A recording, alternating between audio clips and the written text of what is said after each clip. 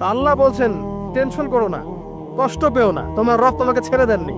ওয়ালা সাউফা ইউতিকা রাব্বুকা ফাতারদা, তোমার রব তোমাকে শীঘ্রই দান করবেন আর তুমি সন্তুষ্ট হয়ে যাবে। আলাম ইয়াজিদকা ইয়াতীমান ফাআওয়া, আল্লাহ বলছেন আল্লাহ কি তোমাকে এতিম রূপে পাননি, এরপর আল্লাহ কি তোমাকে প্রতিপালন করে বড় করেননি? ওয়াজাদাকা দাল্লান ফাহাদা, আল্লাহ কি তোমাকে পথভ্রষ্ট পান নাই, তোমাকে আল্লাহ পাক হেদায়েত দেন নাই?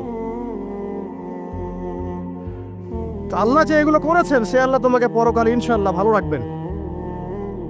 ফাআম্মাল ইয়াতীমা ফালা তাকহার, তো তুমি এতিমদের প্রতি কঠোর হয়ো না।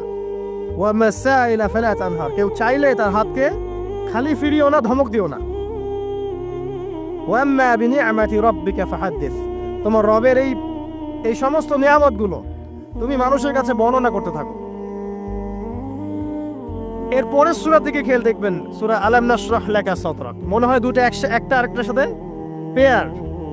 আলাম নাশরাহ লাকা সাদরাক, আমি কি তোমার হৃদয়কে প্রশস্ত করে দেই নাই? ওয়াদা'না আনকা ওয়িজরাক, তোমার বোঝাগুলো হালকা করিনি? কাকে বলছেন এগুলো আল্লাহ পাক? রাসূলুল্লাহ সাল্লাল্লাহু আলাইহি ওয়াসাল্লাম।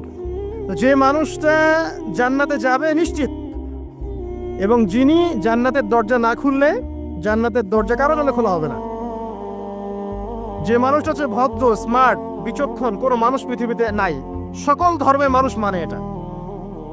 কিছু আছে শয়তান, মানুষ টুপি শয়তান, এরা মানে না, বাট দেখবেন ম্যাক্সিমাম মানুষই মানে, হোক বা খ্রিস্টান বা হিন্দুইজম বা মুসলিমরা তো মানেই, সবাই মানে। এই মুহাম্মদ সাল্লাল্লাহু আলাইহি ওয়াসাল্লামের মতো স্মার্ট, বিচক্ষণ, ভদ্র, সুচরিত্রের মানুষ পৃথিবীতে কোনোদিন আসেও নি, আসবেও না। তো সেই নবীর জীবনটা আপনি পড়ে দেখবেন, আর রাহিকুল মাখতুম বইটা, যে চড়াই আর উতরাই, খালি দুঃখ, কষ্ট, যন্ত্রণা, লাঞ্ছনা, কন্টিনিউয়াসলি। আমাদের নবী সাল্লাল্লাহু আলাইহি ওয়াসাল্লাম তো 1 মাস শান্তিতে ঘুমানো নাই নবী হওয়ার পরে। যখন তিনি মারা যান, ফাতিমা রাদিয়াল্লাহু আনহার কথা মনে আছে না? কানে কানে কি জানি বললেন। তখন আমাদের নবী একটা কথা বলেছিলেন, আমি এই বয়সে সে কথাটা বুঝি, মাদ্রাসা লাইফে, ইউনিভার্সিটি লাইফে বুঝিনি। নবীজি বলেছিলেন তার মেয়েকে, ফাতিমা রাদিয়াল্লাহু আনহা তার কষ্ট দেখে কান্নাকাটি শুরু করলেন। আমাদের নবীজি তাকে কাছে ডেকে বললেন কানে কানে যে কি জানি একটা বললেন। তারপর ফাতিমা রাদিয়াল্লাহু আনহা চুপ করে গেলেন। তো পরে জিজ্ঞাসা করা হলো কি বলেছিলেন, তিনি বললেন আল আব্বাজান বলেছেন আজকের পর তোমার আব্বার কোনো কষ্ট থাকবে না, আর তুমি আমার পরিবারের মধ্যে সবার আগে আমার সাথে সাক্ষাৎ করবে। এই যে আজকের পর আমার আব্বার আর কোনো কষ্ট থাকবে না, এর মানে বোঝেন, মানে সারাটা নববী জীবন কত যে কষ্ট নবী সাল্লাল্লাহু আলাইহি ওয়াসাল্লামকে সহ্য করতে হয়েছে। আজকে জান্নাতে যাওয়ার দিন, আজকে আর তোমার আব্বার কোনো কষ্ট থাকবে না। এই মানুষটার যদি এই অবস্থা হয় তাহলে আমরা কি? আল্লাহ পাক সেই মানুষটাকে এই সূরা দুটো শোনাচ্ছেন, আমি কি তোমাকে এতিম পাই নাই, তোমাকে পথভ্রষ্ট পাই নাই, হেদায়েত দেই নাই, ভরণ পোষণ করিনি, আমি আল্লাহ তোমাকে ছেড়ে দেই নাই, শীঘ্রই তোমাকে দান করব, হ্যাঁ, তোমার বোঝাকে আমি হালকা করিনি। ফাইন্না মাআল উসরি ইউসরা, ইন্না মাআল ইউসরি ইউসরা, কষ্টের সাথেই স্বস্তি আছে, নিশ্চয়ই কষ্টের সাথেই স্বস্তি আছে। ফাইদা ফারাগতা ফানসাব ওয়া ইলা রাব্বিকা ফারগাব, যখন তুমি অবসর পাবে তখন তোমার রবের দিকে একনিষ্ঠ হও। এটাই বলতে যাচ্ছি আমি আপনাদেরকে, যে আমাদের উচিত শুধু আল্লাহর দিকে একনিষ্ঠ হওয়া, দুনিয়াকে ভালো না বাসা, কিচ্ছু না দুনিয়াটা। আমার চেয়ে ভালো আপনারা এটা জানেন না, কিচ্ছু না দুনিয়াটা, মানে মুহূর্তে ডিজাস্টার হয়ে যেতে পারে। আর যাদেরকে নিয়ে এই দুনিয়া, আমাদের মা বাবা, ভাই বোন, আত্মীয় স্বজন, স্ত্রী সন্তান, এরা সবাই যে যার হক চাচ্ছে, তাদের হক দিয়ে দেন, আপনি খুব ভালো, দিতে পারবেন না আপনি ভালো না। সারাটা জীবন করতে থাকেন, দেখবেন একদিন দিতে পারেন নাই, সে আপনাকে চিনবে না। নবী সাল্লাল্লাহু আলাইহি ওয়াসাল্লাম বলেননি কথাগুলো? জাহান্নামে যাওয়ার কারণ এগুলো উল্লেখ করেন নাই? কিসের আত্মীয় আর কিসের আপনজন আর কিসের অফিসের বস আর কিসের কি, সবাই সবার স্বার্থ নিয়ে পড়ে আছে। শুধু একজন সত্তা আপনার কাছে স্বার্থ চায় না, সে কে? আল্লাহ পাক। এটা যদি বুঝতে পারেন তাহলে দেখবেন মনটা আল্লাহর দিকে নরম হয়ে যাবে। আর মুসলিমদের এখন এই মানসিক আত্মশুদ্ধিটা বেশি দরকার। আমরা কেন যেন অস্থির জাতি হয়ে গেছি, এখন একটা মানসিকভাবে শান্তি নেই আমাদের মধ্যে। খেয়াল করে দেখবেন, সারা দিন দুশ্চিন্তা, দুর্ভাবনা, পেরেশানি। নামাজে আসি তাও মনে হয় যত তাড়াতাড়ি নামাজ শেষ করতে পারলে বাস, 5 মিনিট 4 রাকাত নামাজ। আর ইমাম যদি ভুলে 10 মিনিট পড়ায় তো চাকরি নট। খতিব খুতবা দিবে 30 মিনিট ঘড়ি ধরে বলে দিবে, ভুলে যদি 10 মিনিট বেশি দিয়ে ফেলছে, আজকে আসছেন ভালো কথা, হাদিয়া নিয়ে যান, পরের দিন আর আসেন। অস্থির। অস্থিরতার কারণ দুনিয়ামুখিতা, আল্লাহ থেকে দূরে থাকা। অস্থিরতার কারণ কোরআন থেকে দূরে থাকা। অস্থিরতার কারণ নিয়মিত সুন্নাহর উপর আমল না করা, ডেইলি জিকির আজগারগুলো না করা, ডেইলি কোরআন তেলাওয়াত না করা, হাদিস অনুবাদ সহ না পড়া, দিনের জ্ঞান চর্চা না করা, দিনী হালাকাগুলোর মধ্যে না বসা। অস্থিরতার অনেক কারণ, টাকা পয়সার পিছনে ছোটা, বাড়ি গাড়ি স্ট্যাটাসের পিছনে ছোটা, এবং এই লোভ, এই লালসা আপনাকে স্থির থাকতে দিবে না। অস্থিরতার কারণ এই যে আমরা বলি মেটেরিয়ালিজম, আমরা বলি বস্তুবাদিতা, এগুলো অস্থিরতার কারণ। এগুলো কখনো আপনাকে স্বস্তি দিবে না। আপনি যত দৌড়াবেন দুনিয়ার পেছনে, দুনিয়া আপনার থেকে তত পালাতে থাকবে। আর আল্লাহ পাক বলেছেন, হে আদম সন্তান, আমার ইবাদতের জন্য সময় বের করো, আমি তোমাকে 2টা জিনিস দিব। 1 নাম্বার, তোমার হাতকে আমি সচ্ছলতা দিয়ে ভরে দিব। আর 2 নাম্বার, তোমার সমস্ত অভাব আমি দূর করে দেব। যে ব্যক্তি আল্লাহর জন্য সময় দেয়, আল্লাহর জন্য বাঁচে, আল্লাহর জন্য মরে, সব কাজ আল্লাহর সন্তুষ্টির জন্য করে, দেখবেন ও মনের মধ্যে শান্তি আছে। হয়তোবা তার 5 তলা 10 তলা বাড়ি নাই, BMW নাই, সুজুকি জিক্সার নাই, তারপরে দেখবেন সে অনেক শান্তিতে আছে, কারণ তার মনের মধ্যে একটা প্রশান্তি কাজ করে।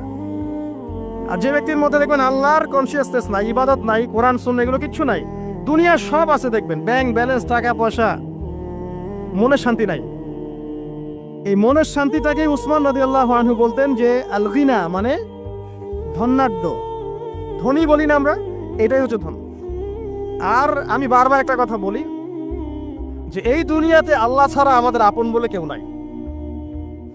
আপনি যাকে আপন মনে করেন না কেন, আমাদের সম্পর্ক আছে বাবার সাথে, মায়ের সাথে, স্ত্রী সন্তানদের সবার সাথে, আমাদের হক আছে, অধিকার আছে, সব ঠিক আছে। বিশ্বাস করেন, আল্লাহ ছাড়া আপন বলে আপনার কেউ নাই। এই যে গার্লফ্রেন্ডকে আপন মনে হয়, এরা আপন না। স্ত্রী সন্তানদেরকে খুব আপন মনে হয়, আপনার মৃত্যুর পর 40 দিন সময় লাগবে না সব ভুলে যেতে। পিতা মাতা, ভাই বোন সবাইকে আপন মনে হচ্ছে। পিতা মাতার স্থান বাবা মার পরে, আল্লাহ রাসূলের পরে, সেটা ঠিক আছে, আপন আল্লাহ ছাড়া তারা নন। আপনি তাদের মনোপুত ভাবে নিজে প্রতিষ্ঠিত হতে পারবেন না, তারা আপনাকে চিনবে না। সারাটা জীবন তোর পিছনে এত টাকা ঢাললাম, কি করলি? কিছু করতে পারলি না। আবার এখন যারা পিতা মাতা হয়েছেন, সন্তান থেকে আপন মনে হচ্ছে, দেখবেন এই সন্তানকে আপনি আপনার মনোপুত ভাবে সম্পত্তি দিতে পারবেন না, ভরণ পোষণ দিতে পারবেন না। এই সন্তান বড় হয়ে আপনাকে বৃদ্ধাশ্রমে পাঠিয়ে দিতে পারে, নাউজুবিল্লাহ।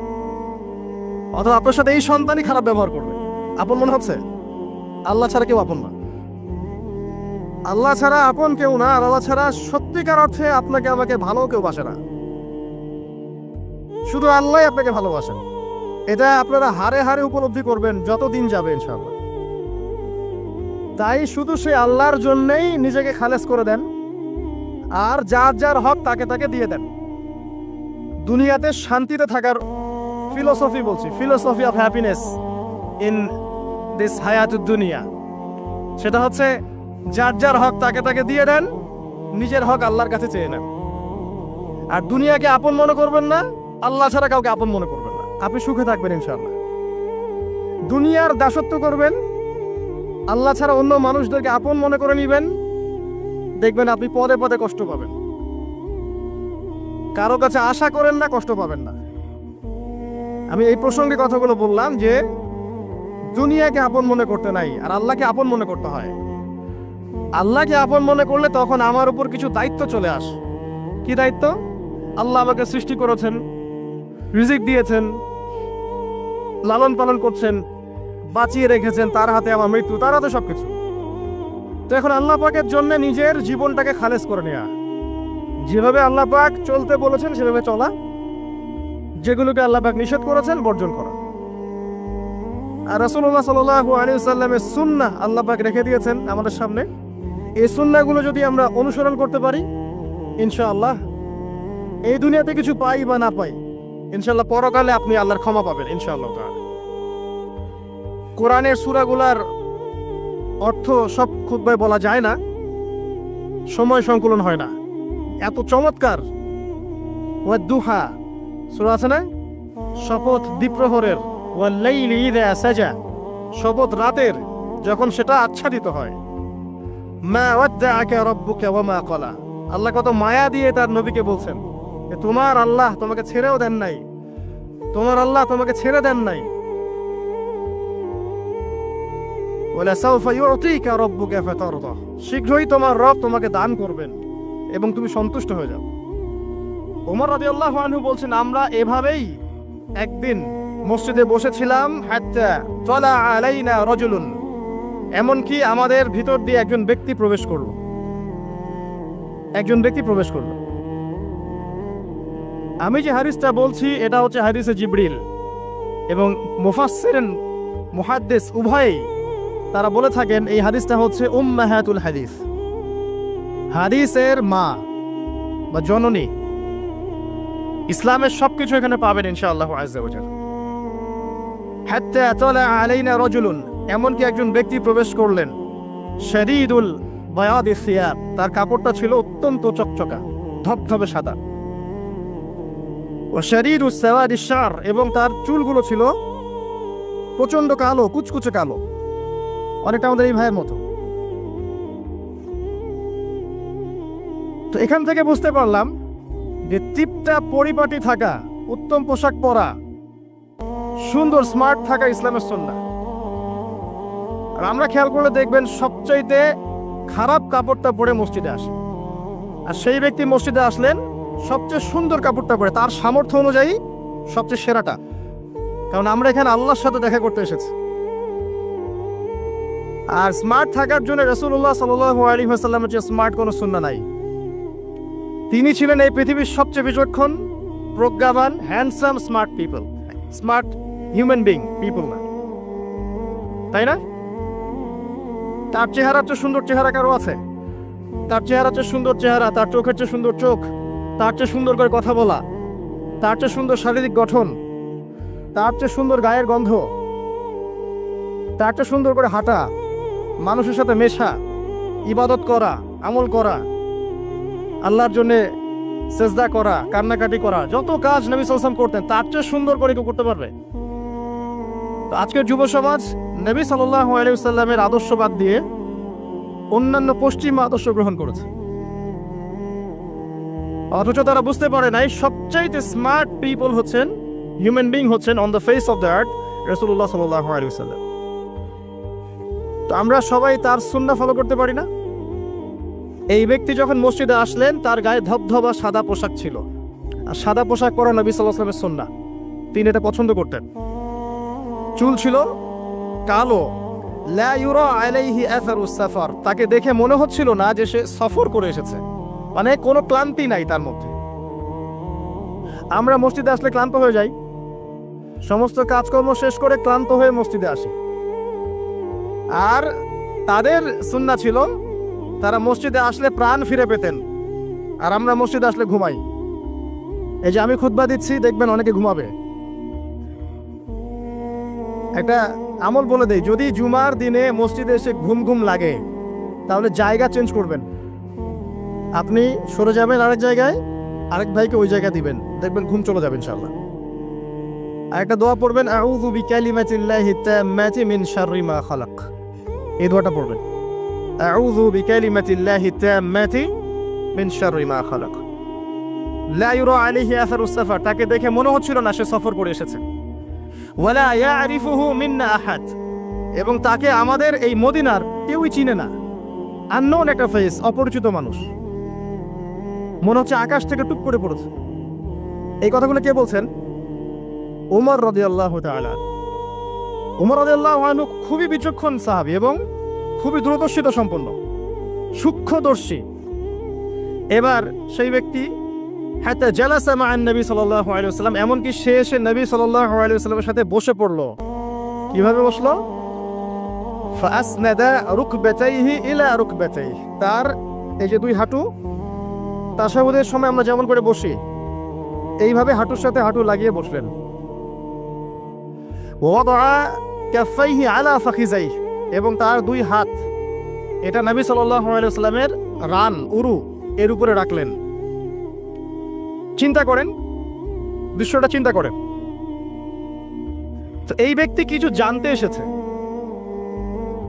তো টিচারের কাছে ওস্তাদের কাছে এই যে শিক্ষার্থী যাচ্ছেন, তালেবে ইলম ওস্তাদের কাছে যাচ্ছেন, আদবটা খেয়াল করেছেন?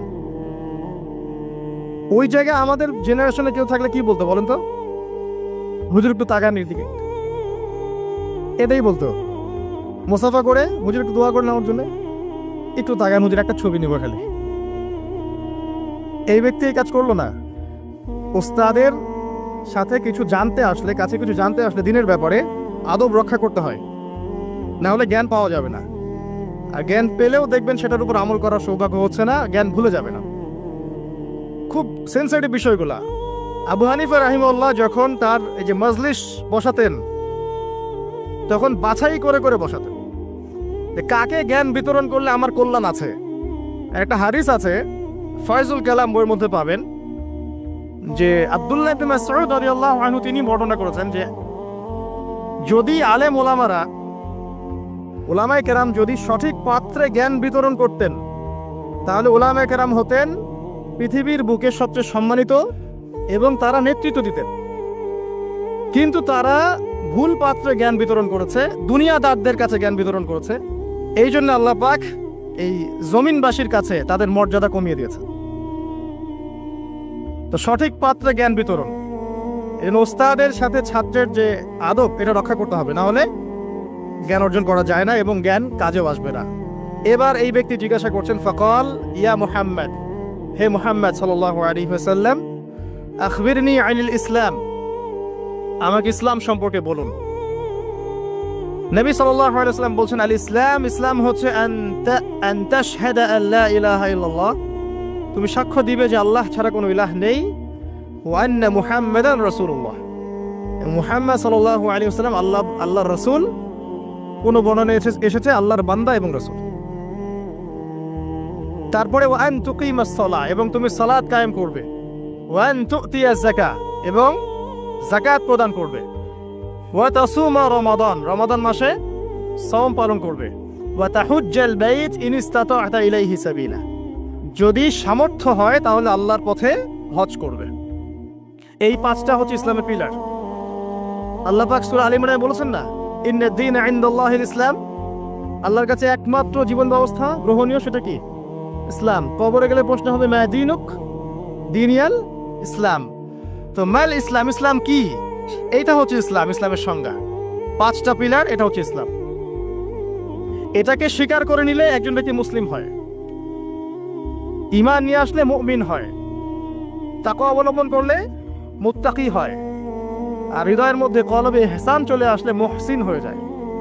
এটা সবচেয়ে বড় স্টেজ। তো এবার এই ব্যক্তি বলছেন সাদাত, আপনি সত্য বলেছেন।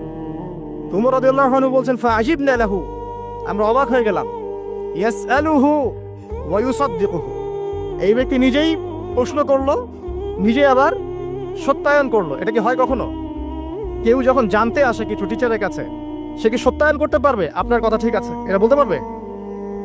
তার মানে সে আগে থেকে উত্তর জানতো।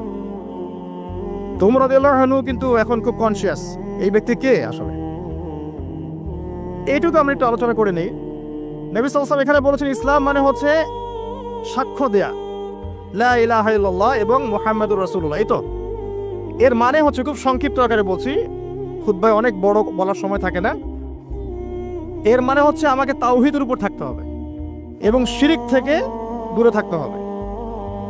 আর মুহাম্মাদুর রাসূলুল্লাহ মানে হচ্ছে আপনাকে সুন্নাহর উপর থাকতে হবে, বেদাত থেকে দূরে থাকতে হবে।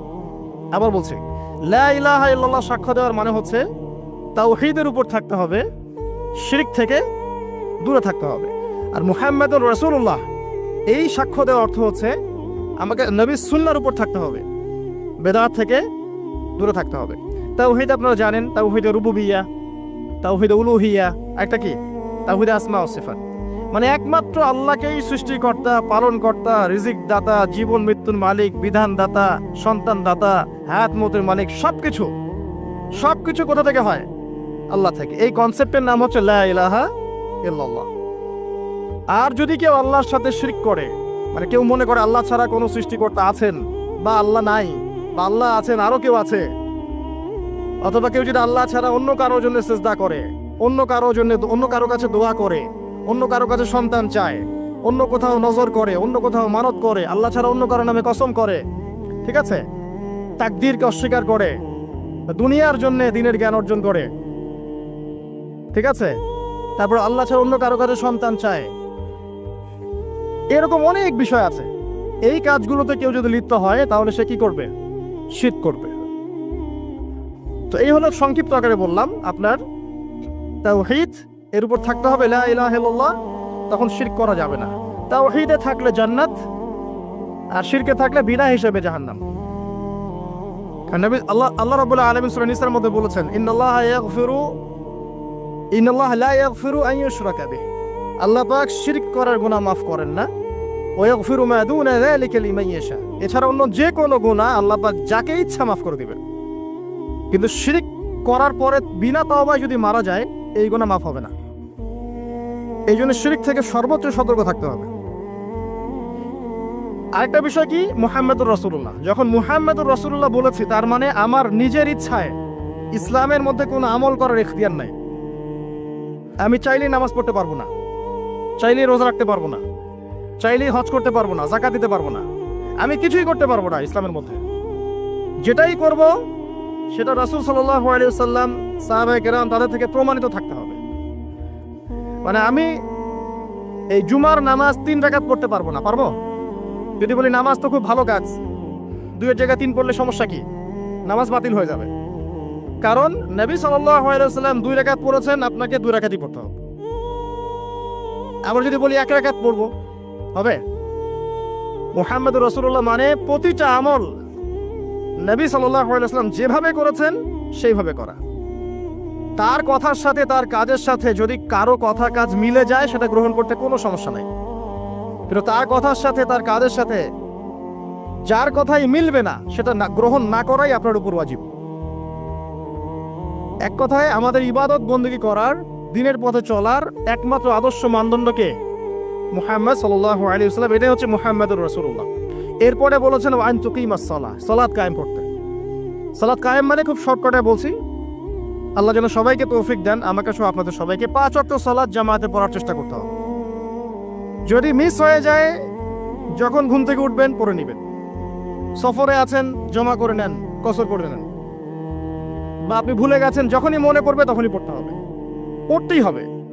বা অ্যাটলিস্ট আপনি কোনো কারণে আসতেই পারছেন না, কোনো সমস্যা আছে, বাসায় অ্যাটলিস্ট জামাত করে পড়ে নেন, নামাজ মিস দেওয়া যাবে না।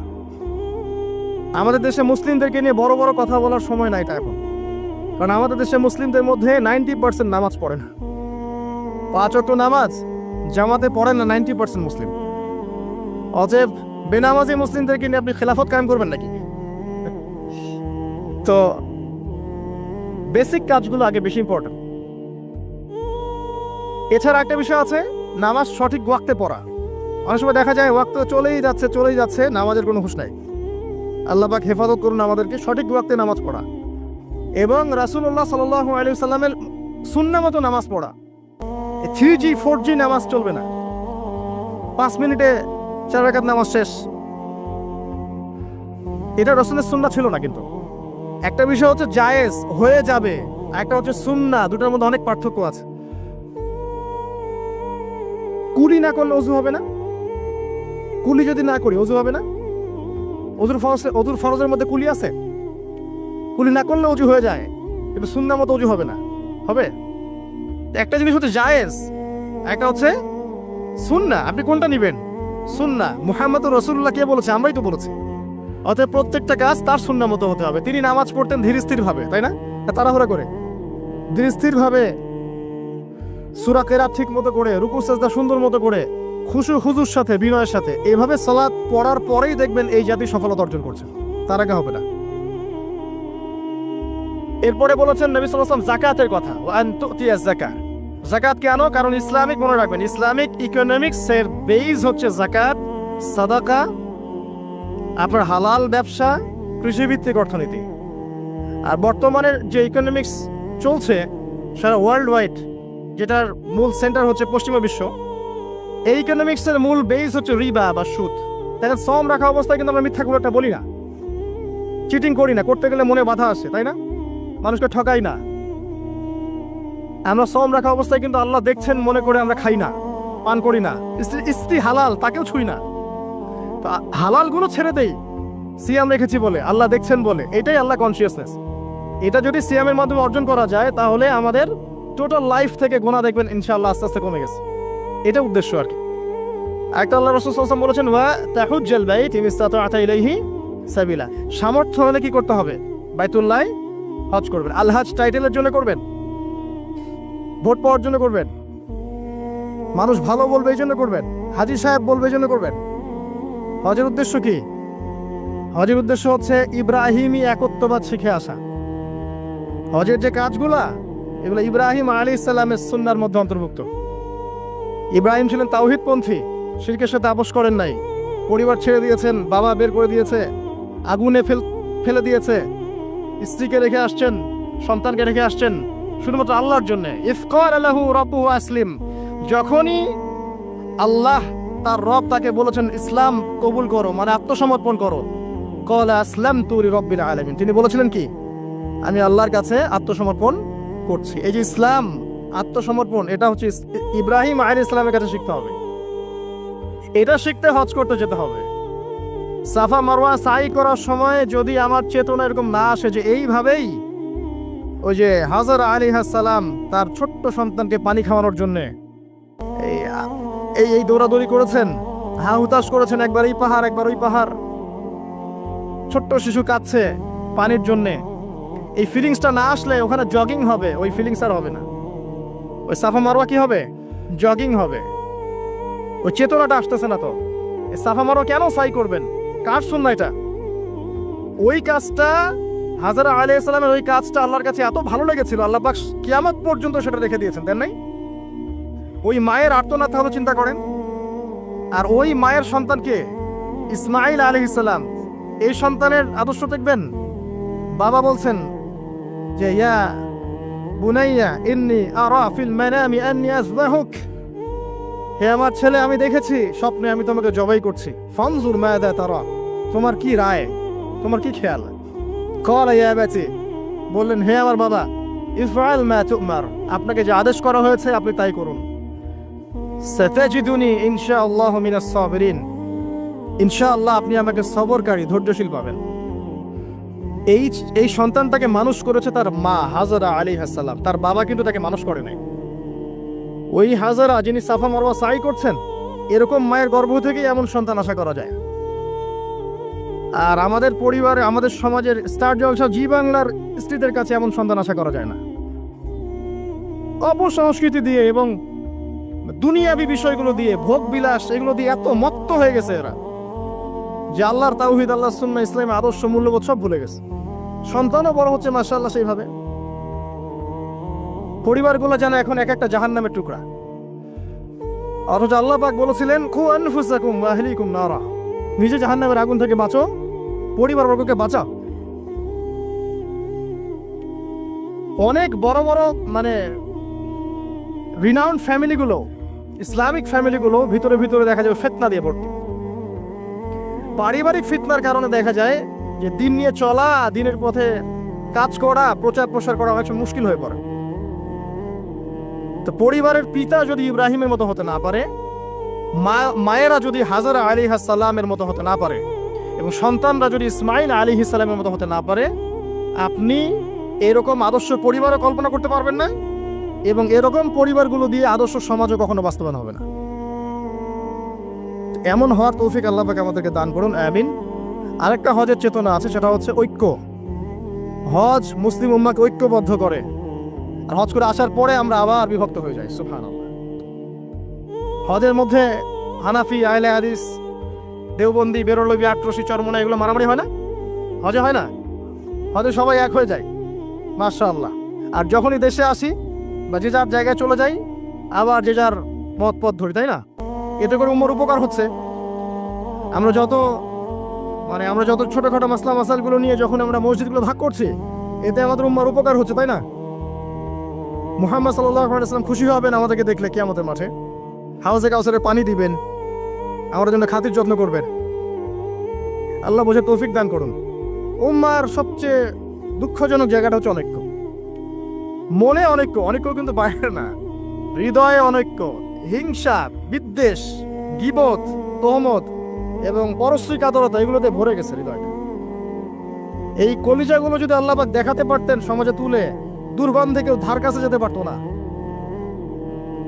এই কলিজাগুলো যদি আল্লাহ পাক বের করে দেখাতেন সমাজে, এই দেখো অমুকের কলিজা এমন, দুর্গন্ধে কেউ ধার কাছে যেতে পারতো না। আত্মশুদ্ধি অর্জন করা ব্যতীত ইসলামের অন্যান্য আমলগুলো অন্তঃসার শূন্য। আল্লাহ পাক বোঝার তৌফিক দান করুন, আমিন। এবার এই ব্যক্তি দ্বিতীয় প্রশ্ন করেছে, ইয়া মুহাম্মদ আখবিরনি আনিল ঈমান, আমাকে বলুন ঈমান কাকে বলে? নবী সাল্লাল্লাহু আলাইহি ওয়াসাল্লাম বলেছেন, আল ঈমান হচ্ছে আন তুমিনা বিল্লাহ, তুমি আল্লাহর প্রতি বিশ্বাস করবে, এক নাম্বার। ওয়া মালাইকাতিহি, তার ফেরেশতাগণের প্রতি বিশ্বাস করবে। ওয়া কুতুবিহি, তার কিতাবসমূহের প্রতি। ওয়া রুসুলিহি, তার রাসূলগণের প্রতি। ওয়াল ইয়াউমিল আখির, পরকালের প্রতি। ওয়াল কদরি খায়রিহি ওয়া শাররিহি, তাকদীরের ভালো মন্দের প্রতি। আল্লাহর প্রতি ঈমান তো বোঝেন, যেটা বললাম তাওহীদ, ওইটাই আল্লাহর প্রতি ঈমান। দুই নাম্বার হচ্ছে মালায়েকা, ফেরেশতাদের প্রতি বিশ্বাস করেন তো? সবাই বিশ্বাস করে না। এখনকার জেনারেশনে মানুষ এলিয়েনে বিশ্বাস করে, ফেরেশতায় বিশ্বাস করে না। বাসা থেকে যখন বের হয়েছেন, বিসমিল্লাহি তাওয়াক্কালতু আলাল্লাহ লা হাওলা ওয়ালা কুওয়াতা ইল্লা বিল্লাহ, সাথে সাথে ফেরেশতা আপনার সাথে চলে আসছেন। রাত্রেবেলা যখন ঘুমানোর সময় পড়েছেন আল্লাহু লা ইলাহা ইল্লা হুয়াল হাইয়ুল কাইয়ুম, এখান থেকে শেষ পর্যন্ত আয়াতুল কুরসি, একজন ফেরেশতা আল্লাহর পক্ষ থেকে আপনাকে পাহারা দিয়েছে। আপনার ডানে বামে দুজন ফেরেশতা আছেন, কিরামান কাতিবিন ইয়ালামুনা মা তাফআলুন।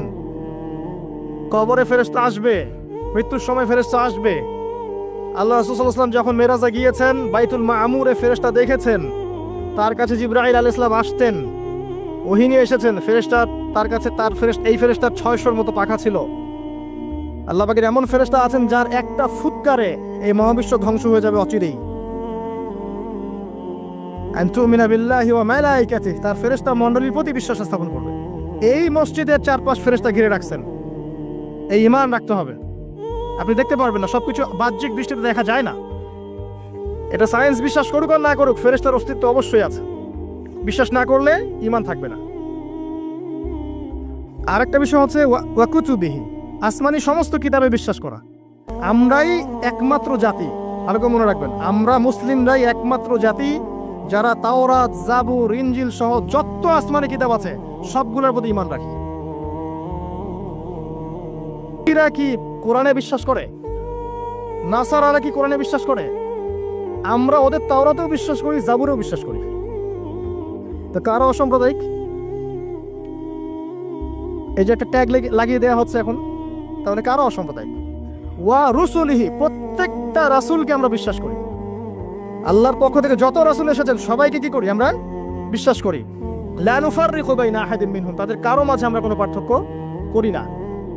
আমরা মুসা আলাইহিস সালামকে মানি না, ঈসা আলাইহিস সালামকে মানি না, এবং ফলো করি মুহাম্মদ সাল্লাল্লাহু আলাইহি ওয়াসাল্লামকে, কারণ তিনি আমাদের সর্বশেষ নবী এবং সবচেয়ে নিউ এডিশনটাই তো মানুষ নিবে, তাই না?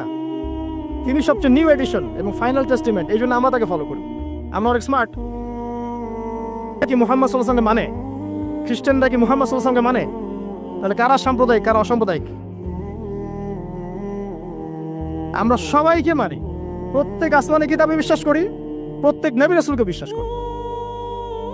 এবং ইসলাম সবচেয়ে উদার নৈতিক ধর্ম। এর চেয়ে উদার নৈতিক মানবতা প্রেমী কোনো ধর্ম নাই পৃথিবীতে। এবং এটা একমাত্র রিলিজন যেখানে প্রত্যেকটা বিষয়ের সমাধান আছে। আপনি মানেন আর নাই মানেন, কেউ বাধ্য করেনি। মানলে আপনি আল্লাহর আনুগত্য করবেন এবং জান্নাতে যাবেন ইনশাআল্লাহ। যদি না মানেন, আপনার বিচার পরকালে আল্লাহ পাক করবেন। কেউ কারো উপরে জবরদস্তি করতে যাবে না, তাই না? লা ইকরাহা ফিদ্দিন, দিনের মধ্যে কোনো বাড়াবাড়ি নাই। ফাযাক্কির ইন্নামা আনতা মুযাক্কির, তুমি উপদেশ দাও, তুমি শুধুমাত্র কি উপদেশদাতা। লাস্তা আলাইহিম বিমুসাইতির, তুমি কারো উপরে দারোগা নও, জাস্ট মেসেজ পৌঁছে দেয়া, মানলে মানবে, না মানলে না, সিম্পল। এর জন্য কি বোমাবাজি করতে হবে? রাষ্ট্রের মধ্যে অরাজকতা সৃষ্টি করতে হবে? হিন্দু মুসলিম মারামারি করতে হবে? কিচ্ছু করতে হবে না। এগুলো ইসলামের সাথে সাংঘর্ষিক, এগুলো করতে যাবেন না। বরং এইসব কাজের কারণে ইসলাম ক্ষতিগ্রস্ত হয়, মুসলিমরা ক্ষতিগ্রস্ত হয়। মুসলিমদের সবচেয়ে বেশি দরকার এখন পড়াশোনা করা, পড়াশোনা করা, জ্ঞান অর্জন করতে থাকেন। ইনশাআল্লাহ আল্লাহ আপনার হৃদয়ের চোখ খুলে দেবেন। ইনশাআল্লাহ আল্লাহ পাক সবাইকে পরিপূর্ণ জ্ঞান অর্জন করা তৌফিক ইনায়াত করুন, আমিন। আরেকটা বলেছিলেন ওয়াল ইয়াউমিল আখির, পরকালে বিশ্বাস করা, তাই তো? পরকাল মানে এই মৃত্যু থেকে শুরু হবে পরকাল, তারপরে কবরের প্রশ্ন উত্তর। যে ব্যক্তি পৃথিবীতে আল্লাহর সাথে শিরিক করেছে সে কখনো মান রব্বুক প্রশ্নের উত্তর দিতে পারবে না। যদি শিরিক থেকে তওবা না করে মারা যায় সে কখনো মান রব্বুকা প্রশ্নের উত্তর দিতে পারবে না, পসিবল না। যে ব্যক্তি পৃথিবীতে তাওহীদের উপর থাকবে ইনশাআল্লাহ সে ব্যক্তি মান রব্বুক প্রশ্নের উত্তর দিতে পারবে। পৃথিবীতে যে ব্যক্তি ইসলামকে ঠাট্টা বিদ্রুপে ছলে গ্রহণ করেছে, এর আনুগত্য করেনি, একে রিজেক্ট করেছে, সে মা দীনুকা প্রশ্নের উত্তর দিতে পারবে না। পৃথিবীতে যে ব্যক্তি রাসূল সাল্লাল্লাহু আলাইহি ওয়াসাল্লামের আদর্শ মতো চলেনি, মান নাবিয়ুকা বা মান হাযার রাজুল বুইসা ফীকুম, এই প্রশ্নের উত্তর দিতে পারবে না। আর বিশ্বাস করেন যারা এই তিনটা প্রশ্ন উত্তর দিতে পারবে, অর্থাৎ তাওহীদপন্থী, সুন্নাহপন্থী এবং দ্বীনকে পরিপূর্ণরূপে গ্রহণকারীরা, তাদেরকে আরো একটা প্রশ্ন করা হবে।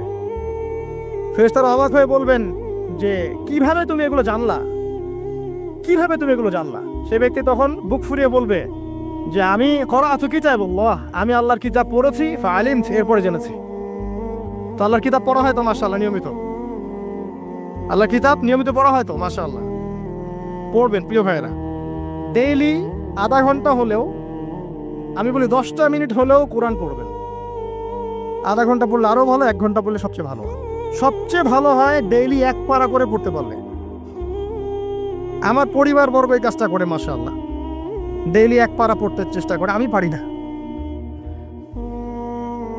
কারণ শুধুমাত্র তোতা পাখির মতো পড়ে গেলে আমার মন ভরে না, যতক্ষণ পর্যন্ত না আয়াতগুলোকে নিয়ে আমি ভাবছি, গবেষণা করছি, অর্থটা বুঝতে হবে। তো ডেইলি 1 পারা পড়ার অভ্যাস করলে হবে কি, মাসে 30 পারা, প্রতি মাসে 1 খতম। দেখবেন আপনার জীবনে বরকত আসতেছে, আপনার হায়াতে বরকত হচ্ছে, রিজিকে বরকত হচ্ছে, মনে একটা শান্তি থাকবে। আর কোরআন যে যত বেশি তেলাওয়াত করে মানসিক চাপ নেওয়ার ক্ষমতা তার তত বেশি থাকে। এটা আপনি প্রমাণিত, পরীক্ষা করে দেখেছি আমি। 3 দিন 7 দিন কোরআন থেকে দূরে থাকলে মানসিক চাপ নিতে পারি না, কিন্তু কোরআনের অ্যাটাচমেন্টে থাকলে, সংস্পর্শে থাকলে দেখবেন আপনি মানসিক চাপ নিতে পারতেছেন, কারণ এটা আল্লাহর পক্ষ থেকে নাজিল করা অভ্রান্ত সত্যের উৎস। এই হলো পরকাল, প্রশ্নের উত্তর। তারপরে পুনরুত্থান, যেখানে 50,000 বছর দাঁড়িয়ে থাকতে হবে। মানুষ অতিষ্ঠ হয়ে যাবে যে বিচার কেন শুরু হচ্ছে না। একবার আদম আলাইহিস সালামের কাছে, একবার নূহ, একবার মুসা, একবার ঈসা, সবার কাছে মানুষ ছুটতে থাকবে, বিচারটা শুরু হোক, অ্যাটলিস্ট জান্নাত জাহান্নাম পরে দেখা যাবে, আগে শুরুটা হোক। দাঁড়ায় থাকতে থাকতে আমরা শেষ। এই যে ঘাম দিয়ে কারো টাকনু, কারো হাঁটু, কারো বুক, কারো গলা, চিন্তা করা যায়? দেখবেন খেয়াল করে, নামাজ যদি 10-এর জায়গায় 15 মিনিট হয়, অস্থির মুসল্লি থাকতে পারে না। আর এই যুগের মানুষটা বেশি অস্থির, বিকজ অফ এই টেকনোলজিক্যাল রেভলিউশন। এগুলো আমাদেরকে খুব ফাস্ট সবকিছু পাওয়ার একটা তাড়না সৃষ্টি করে, সব দ্রুত পেতে হবে, দ্রুত পেতে হবে। এই জন্য স্থির না, তারা অস্থির। তো ওই অস্থির মানুষকে আল্লাহ পাক কিয়ামতের মাঠে দাঁড় করে রাখবেন 50,000 বছর। সূরা মাআরিজ পড়ে দেখেন। এরপরে আমাদের নবী সাল্লাল্লাহু আলাইহি ওয়াসাল্লামের কাছে আসবেন যখন মানুষেরা, তিনি তখন একমাত্র ব্যক্তি তিনি, যিনি উঠে সেজদায় পড়ে যাবেন আল্লাহর কাছে। আল্লাহ বলবেন তোমার যা ইচ্ছা তুমি চাও, কবুল করা হবে। এই ব্যক্তির আদর্শ আমরা এখনো মানতে পারি নাই। এই ব্যক্তির স্টাইলে দাড়ি রাখলে আমাদের লজ্জা লাগে, এই ব্যক্তির স্টাইলে চুল রাখলে, জুব্বা পরলে বা তাকওয়ামূলক পোশাক পরলে, সুন্নাহসম্মতভাবে চললে আমাদের লজ্জা লাগে, মনে হয় আমরা আনসোশ্যাল হয়ে গেছি, ব্যাকডেটেড হয়ে গেছি, পিছায় পড়ছে। এই ব্যক্তি সুপারিশ করবেন, তিনি পড়েই থাকবেন সেখানে যতক্ষণ পর্যন্ত আল্লাহ পাক তার দোয়া কবুল করেন।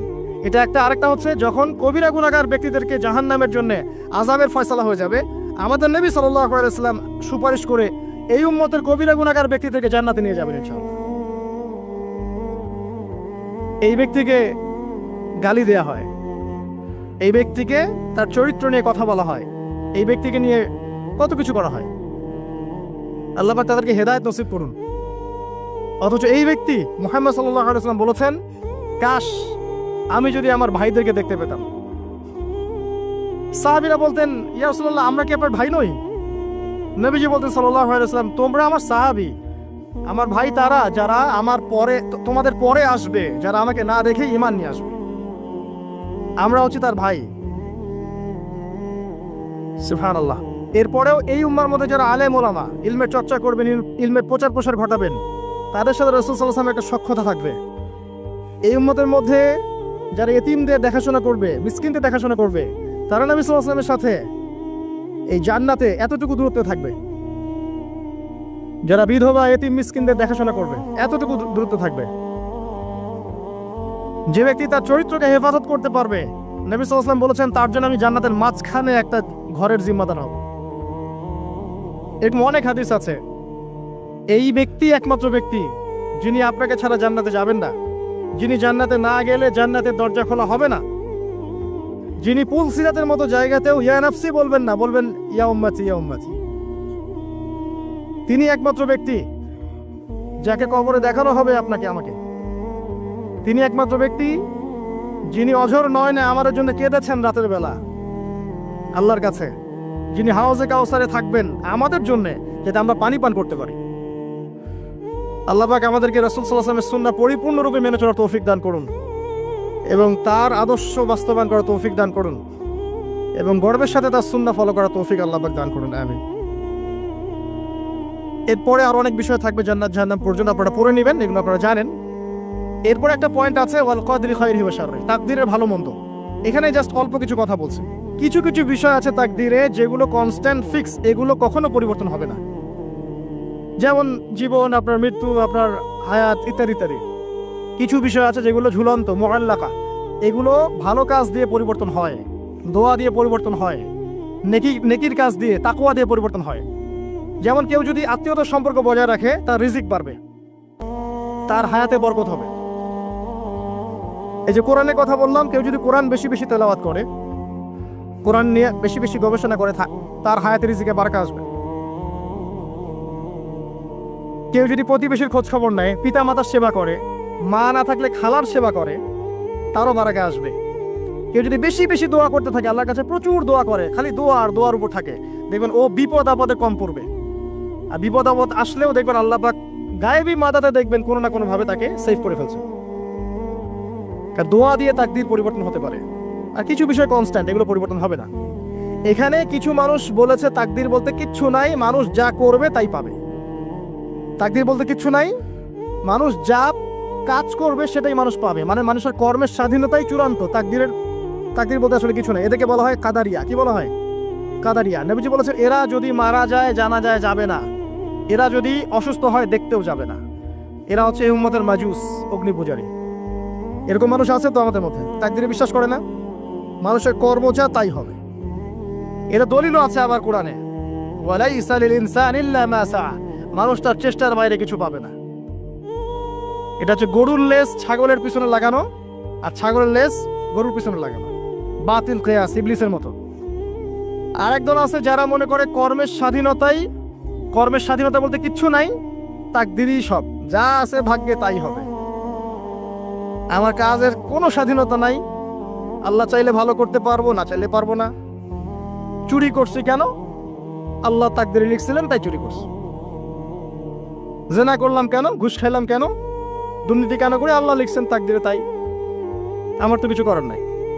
ওমর রাদিয়াল্লাহু আনহুর কাছে এরকম একজন ব্যক্তি আসছিলেন, একদিন বলছিলাম আমি, এসে বলছে, আমি তো চুরি করি নাই, আল্লাহ তাকদীরে লিখছেন তাই আমি চোর হয়েছি।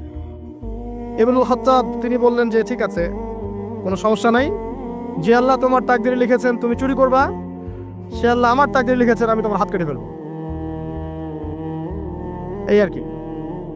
এদেরকে বলা হয় আবার জাবারিয়া। এদের নাম কি? জাবারিয়া। এদেরও দলিল আছে, আম লিল ইনসানি মা তামান্না ফালিল্লাহিল আখিরাতু ওয়াল উলা, মানুষ যা চায় তাই কি সে পাবে? আল্লাহর হাতেই সমস্ত ক্ষমতা। মানে এরা হয়েছে কি, দুজন দুই দুয়ারে চলে গেছে। এর মাঝখানে ব্যালেন্সটা কি? তাকদীর আল্লাহর হাতে, আল্লাহ পাক তাকদীর লিখেছেন আসমান জমিন সৃষ্টির 50,000 বছর আগে, এরপরে আবার মায়ের গর্ভে যখন রূহ আসে তখনও, তারপরে লাইলাতুল কদরে তাকদীর আবার বাজেট পেশ করা হয়। কিছু বিষয়ে কনস্ট্যান্ট আর কিছু বিষয় আছে মুআল্লাকা, কাজের মাধ্যমে আপনি পরিবর্তন করতে পারবেন। আর নবী সাল্লাল্লাহু আলাইহি ওয়াসাল্লাম বলেছেন সাহাবীদেরকে যে মানুষকে যে ফলাফলের জন্য সৃষ্টি করা হয়েছে পৃথিবীতে তার কাজ সেরকমই হবে। মানে যাকে আল্লাহ পাক জান্নাতের জন্য সৃষ্টি করেছেন পৃথিবীতে সে সেরকমই কাজ করতে থাকবে। যাকে আল্লাহ পাক জাহান্নামের জন্য সৃষ্টি করেছেন বা যার তাকদীরে লেখা আছে সে জাহান্নামে যাবে, পৃথিবীতে তার কাজও তেমনই হবে। সূরা লাইলের মধ্যে দলিল আছে। এই 6টা বিষয় হচ্ছে ঈমানের পিলার। মনে থাকবে ইনশাআল্লাহ। আল্লাহর প্রতি বিশ্বাস, মালায়েকা, কুতুবিহি ওয়া রুসুলিহি ওয়াল ইয়াউমিল আখির ওয়াল কদরি খায়রি ওয়া শাররি। এই 6টা পিলারকে মনে বিশ্বাস করা, মুখে স্বীকার করা আর কাজে বাস্তবায়ন করার নাম হচ্ছে ঈমান। মনে থাকবে ইনশাআল্লাহ। মনে বিশ্বাস, মুখে স্বীকার আর কাজে বাস্তবায়নের নাম কি? ঈমান। শুধু মনে বিশ্বাস করি, কাজ নাই, ঈমান আছে? ঈমান আছে, নামাজ পড়ি না, চলবে? চলবে না। এখানে 2টা দল আছে, ভালো করে বোঝেন এই জায়গাটা। এক দল হচ্ছে মনে করে জাস্ট মুখে লা ইলাহা ইল্লাল্লাহ একবার বললেই জান্নাত। কথা বুঝতে পারছেন? এদেরকে বলা হয় মুরজিয়া। কি বলা হয়? মুরজিয়া, মানে শৈথিল্যবাদী। আরেক দল আছে যারা মনে করে মানুষ কবিরা গুনাহ করলেই কাফের হয়ে যায়, এদেরকে বলা হয় খারেজি। কি বলা হয়? খারেজি। পৃথিবীতে যত দেশে দেশে এই যে জঙ্গিবাদ ছড়িয়ে পড়েছে এর মূল আকীদা হচ্ছে এই যে খারেজি আকীদা, যারা মনে করে যে কেউ যদি কবিরা গুনাহ করে কাফের হয়ে যাবে, অতএব তাকে মারা জায়েজ আছে। এই জন্য তাকে মারা, তার রক্তকে হালাল মনে করা, তার সম্পদ লুটে নেওয়া, এগুলো ওরা জায়েজ মনে করে, নেকির কাজ মনে করে। এটা খারেজি আকীদা। আর মাঝখানের আকীদা হচ্ছে আহলে সুন্নাহ ওয়াল জামায়াতের আকীদা। সেটা হচ্ছে মনে বিশ্বাস, মুখে স্বীকৃতি, ঠিক আছে, এটা বেস। আর কাজ হচ্ছে ফুরুর বা শাখা। কাজ করতে গিয়ে কারো ভুল ত্রুটি ভালো মন্দ হতে পারে। যদি কেউ কবিরা গুনাহ করে ফেলে তার জন্য তওবার দরজা খোলা আছে, সে কাফের হয়ে যাবে না, হায়েস্ট সে বরং ফাসেক বা জালেম হতে পারে। এই অবস্থায় মারা গেলে আল্লাহ তার বিচার করবে। এই হচ্ছে আহলে সুন্নাহ ওয়াল জামায়াতের আকীদা। এরপরে ওই ব্যক্তি বলেন আপনি সত্য বলেছেন। আবার প্রশ্ন করলেন মাল আখবিরনি আনিল ইহসান, ইহসান কাকে বলে? নবীজি উত্তর দিলেন আল ইহসান আন তা'বুদাল্লাহা কাআন্নাকা তারাহ। তিনি বললেন ইহসান হচ্ছে তুমি এমন ভাবে আল্লাহর ইবাদত করবে যেন তুমি আল্লাহকে দেখতে পাচ্ছ। ওয়া ইল্লাম তাকুন তারা ফাইন্নাহু ইয়ারাক। তুমি যদি আল্লাহকে দেখতে না পারো, বিশ্বাস রাখবে আল্লাহ তোমাকে দেখছেন। এই যে এই কনসিয়াসনেস, আল্লাহ কনসিয়াসনেস নিয়ে ইবাদত করার নাম হচ্ছে ইহসান। ইহসান যে ব্যক্তি আয়ত্ত করতে পারবে সে হবে মুহসিন, মুসলিম, মুমিন, মুত্তাকি, মুহসিন, একদম হাইয়েস্ট লেভেল। তাহলে এই হচ্ছে ইহসান। ইহসান যার মধ্যে থাকবে সে কিন্তু পাপ করতে পারে না খুব একটা। খেয়াল করে দেখেন, আন তা'বুদাল্লাহা কাআন্নাকা তারা, তুমি এমন ভাবে আল্লাহর ইবাদত করবে যেন তুমি স্বয়ং আল্লাহকে দেখতে পাচ্ছ। আল্লাহকে যদি কেউ দেখতে পারতো সে কি কখনো আল্লাহর বিরুদ্ধে যেতে পারতো? এই বিষয়টাই হচ্ছে ইহসান। আর আল্লাহকে কেউ এই দুনিয়ায় খালি চোখে দেখতে পারবে না। এই জন্য আল্লাহ রাসূল বলেছেন যে ওয়াইল্লাম তাকুন তারা, তুমি যদি তাকে দেখতে না পারো ফাইন্নাহু ইয়ারাক, তিনি তোমাকে অবশ্যই দেখছেন। আল্লাহকে হাজির নাজির জেনে ইবাদত করতে হবে। আল্লাহ পাক তৌফিক দান করুন, আমিন। প্রত্যেকটা কাজ, নামাজ, রোজা, হজ, যাকাত, জিকির, আজকার, তাসবিহ, তাহলিল, সবকিছু, ব্যবসা বাণিজ্য, চাকরি বাকরি যা আছে সব আল্লাহকে হাজির নাজির জেনে করলে মানুষ হারাম থেকে বেঁচে থাকতে পারবে ইনশাআল্লাহ আযজা ওয়া জাল। চতুর্থ প্রশ্ন করেছেন এই ব্যক্তি, আখবিরনি আনিস সাআহ, আমাকে কিয়ামত সম্পর্কে বলুন। নবীজি বলছেন মাল মাসউলু আনহা বিআ'লামা মিনাস সাইল। এই ব্যাপারে প্রশ্নকারী আর উত্তরদাতা এর বেশি কেউ কিছু জানে না। যাকে জিজ্ঞেস করা হচ্ছে আর যে জিজ্ঞাসা করছে তাদের জ্ঞান সমান। আমি আসলে জানি না কবে কিয়ামত হবে। কেউ জানে কবে কিয়ামত হবে? সূরা লুকমানের শেষে আছে না, ইন্নাল্লাহা ইনদাহু ইলমুস সাআহ ওয়া ইউনাজিলুল গায়স ওয়া ইয়ালামু মা ফিল আরহাম ওয়া মা তাদরি নাফসুম বিআই মাযা তাকসিবু গাদা ওয়া মা তাদরি নাফসুম বিআই আরদিন তামুত। 5টা বিষয় আল্লাহ ছাড়া কেউ জানে না। কিয়ামত কবে হবে, বৃষ্টি কখন কোথায় বর্ষিত হবে, আগামীকাল কোন নফস কি অর্জন করবে কি হারাবে, কার মৃত্যু কোথায় হবে, এগুলো আল্লাহ ছাড়া কেউ জানে না। তো এই জন্য তিনি বলেছেন মাল মাসউলু আনহা বিআ'লামা মিনাস সাইল, এই বিষয়ে জিজ্ঞাসিত ব্যক্তি প্রশ্নকারীর চেয়ে বেশি জানে না। তিনি থেমে যান নাই প্রশ্নকারী, তিনি বলছেন আখবিরনি আন আমারাতিহা। আচ্ছা, আপনারা তো জানেন না এক্স্যাক্টলি কবে কিয়ামত হবে, তাহলে আপনি বলেন এর কিছু আলামত বলেন, সাইন্স বলেন। নবীজি বললেন 2টা মাত্র। একটা হচ্ছে আন তালিদাল আমাতু রাব্বাতুহা, যখন দেখবে দাসী তার মনিবকে জন্ম দিচ্ছে।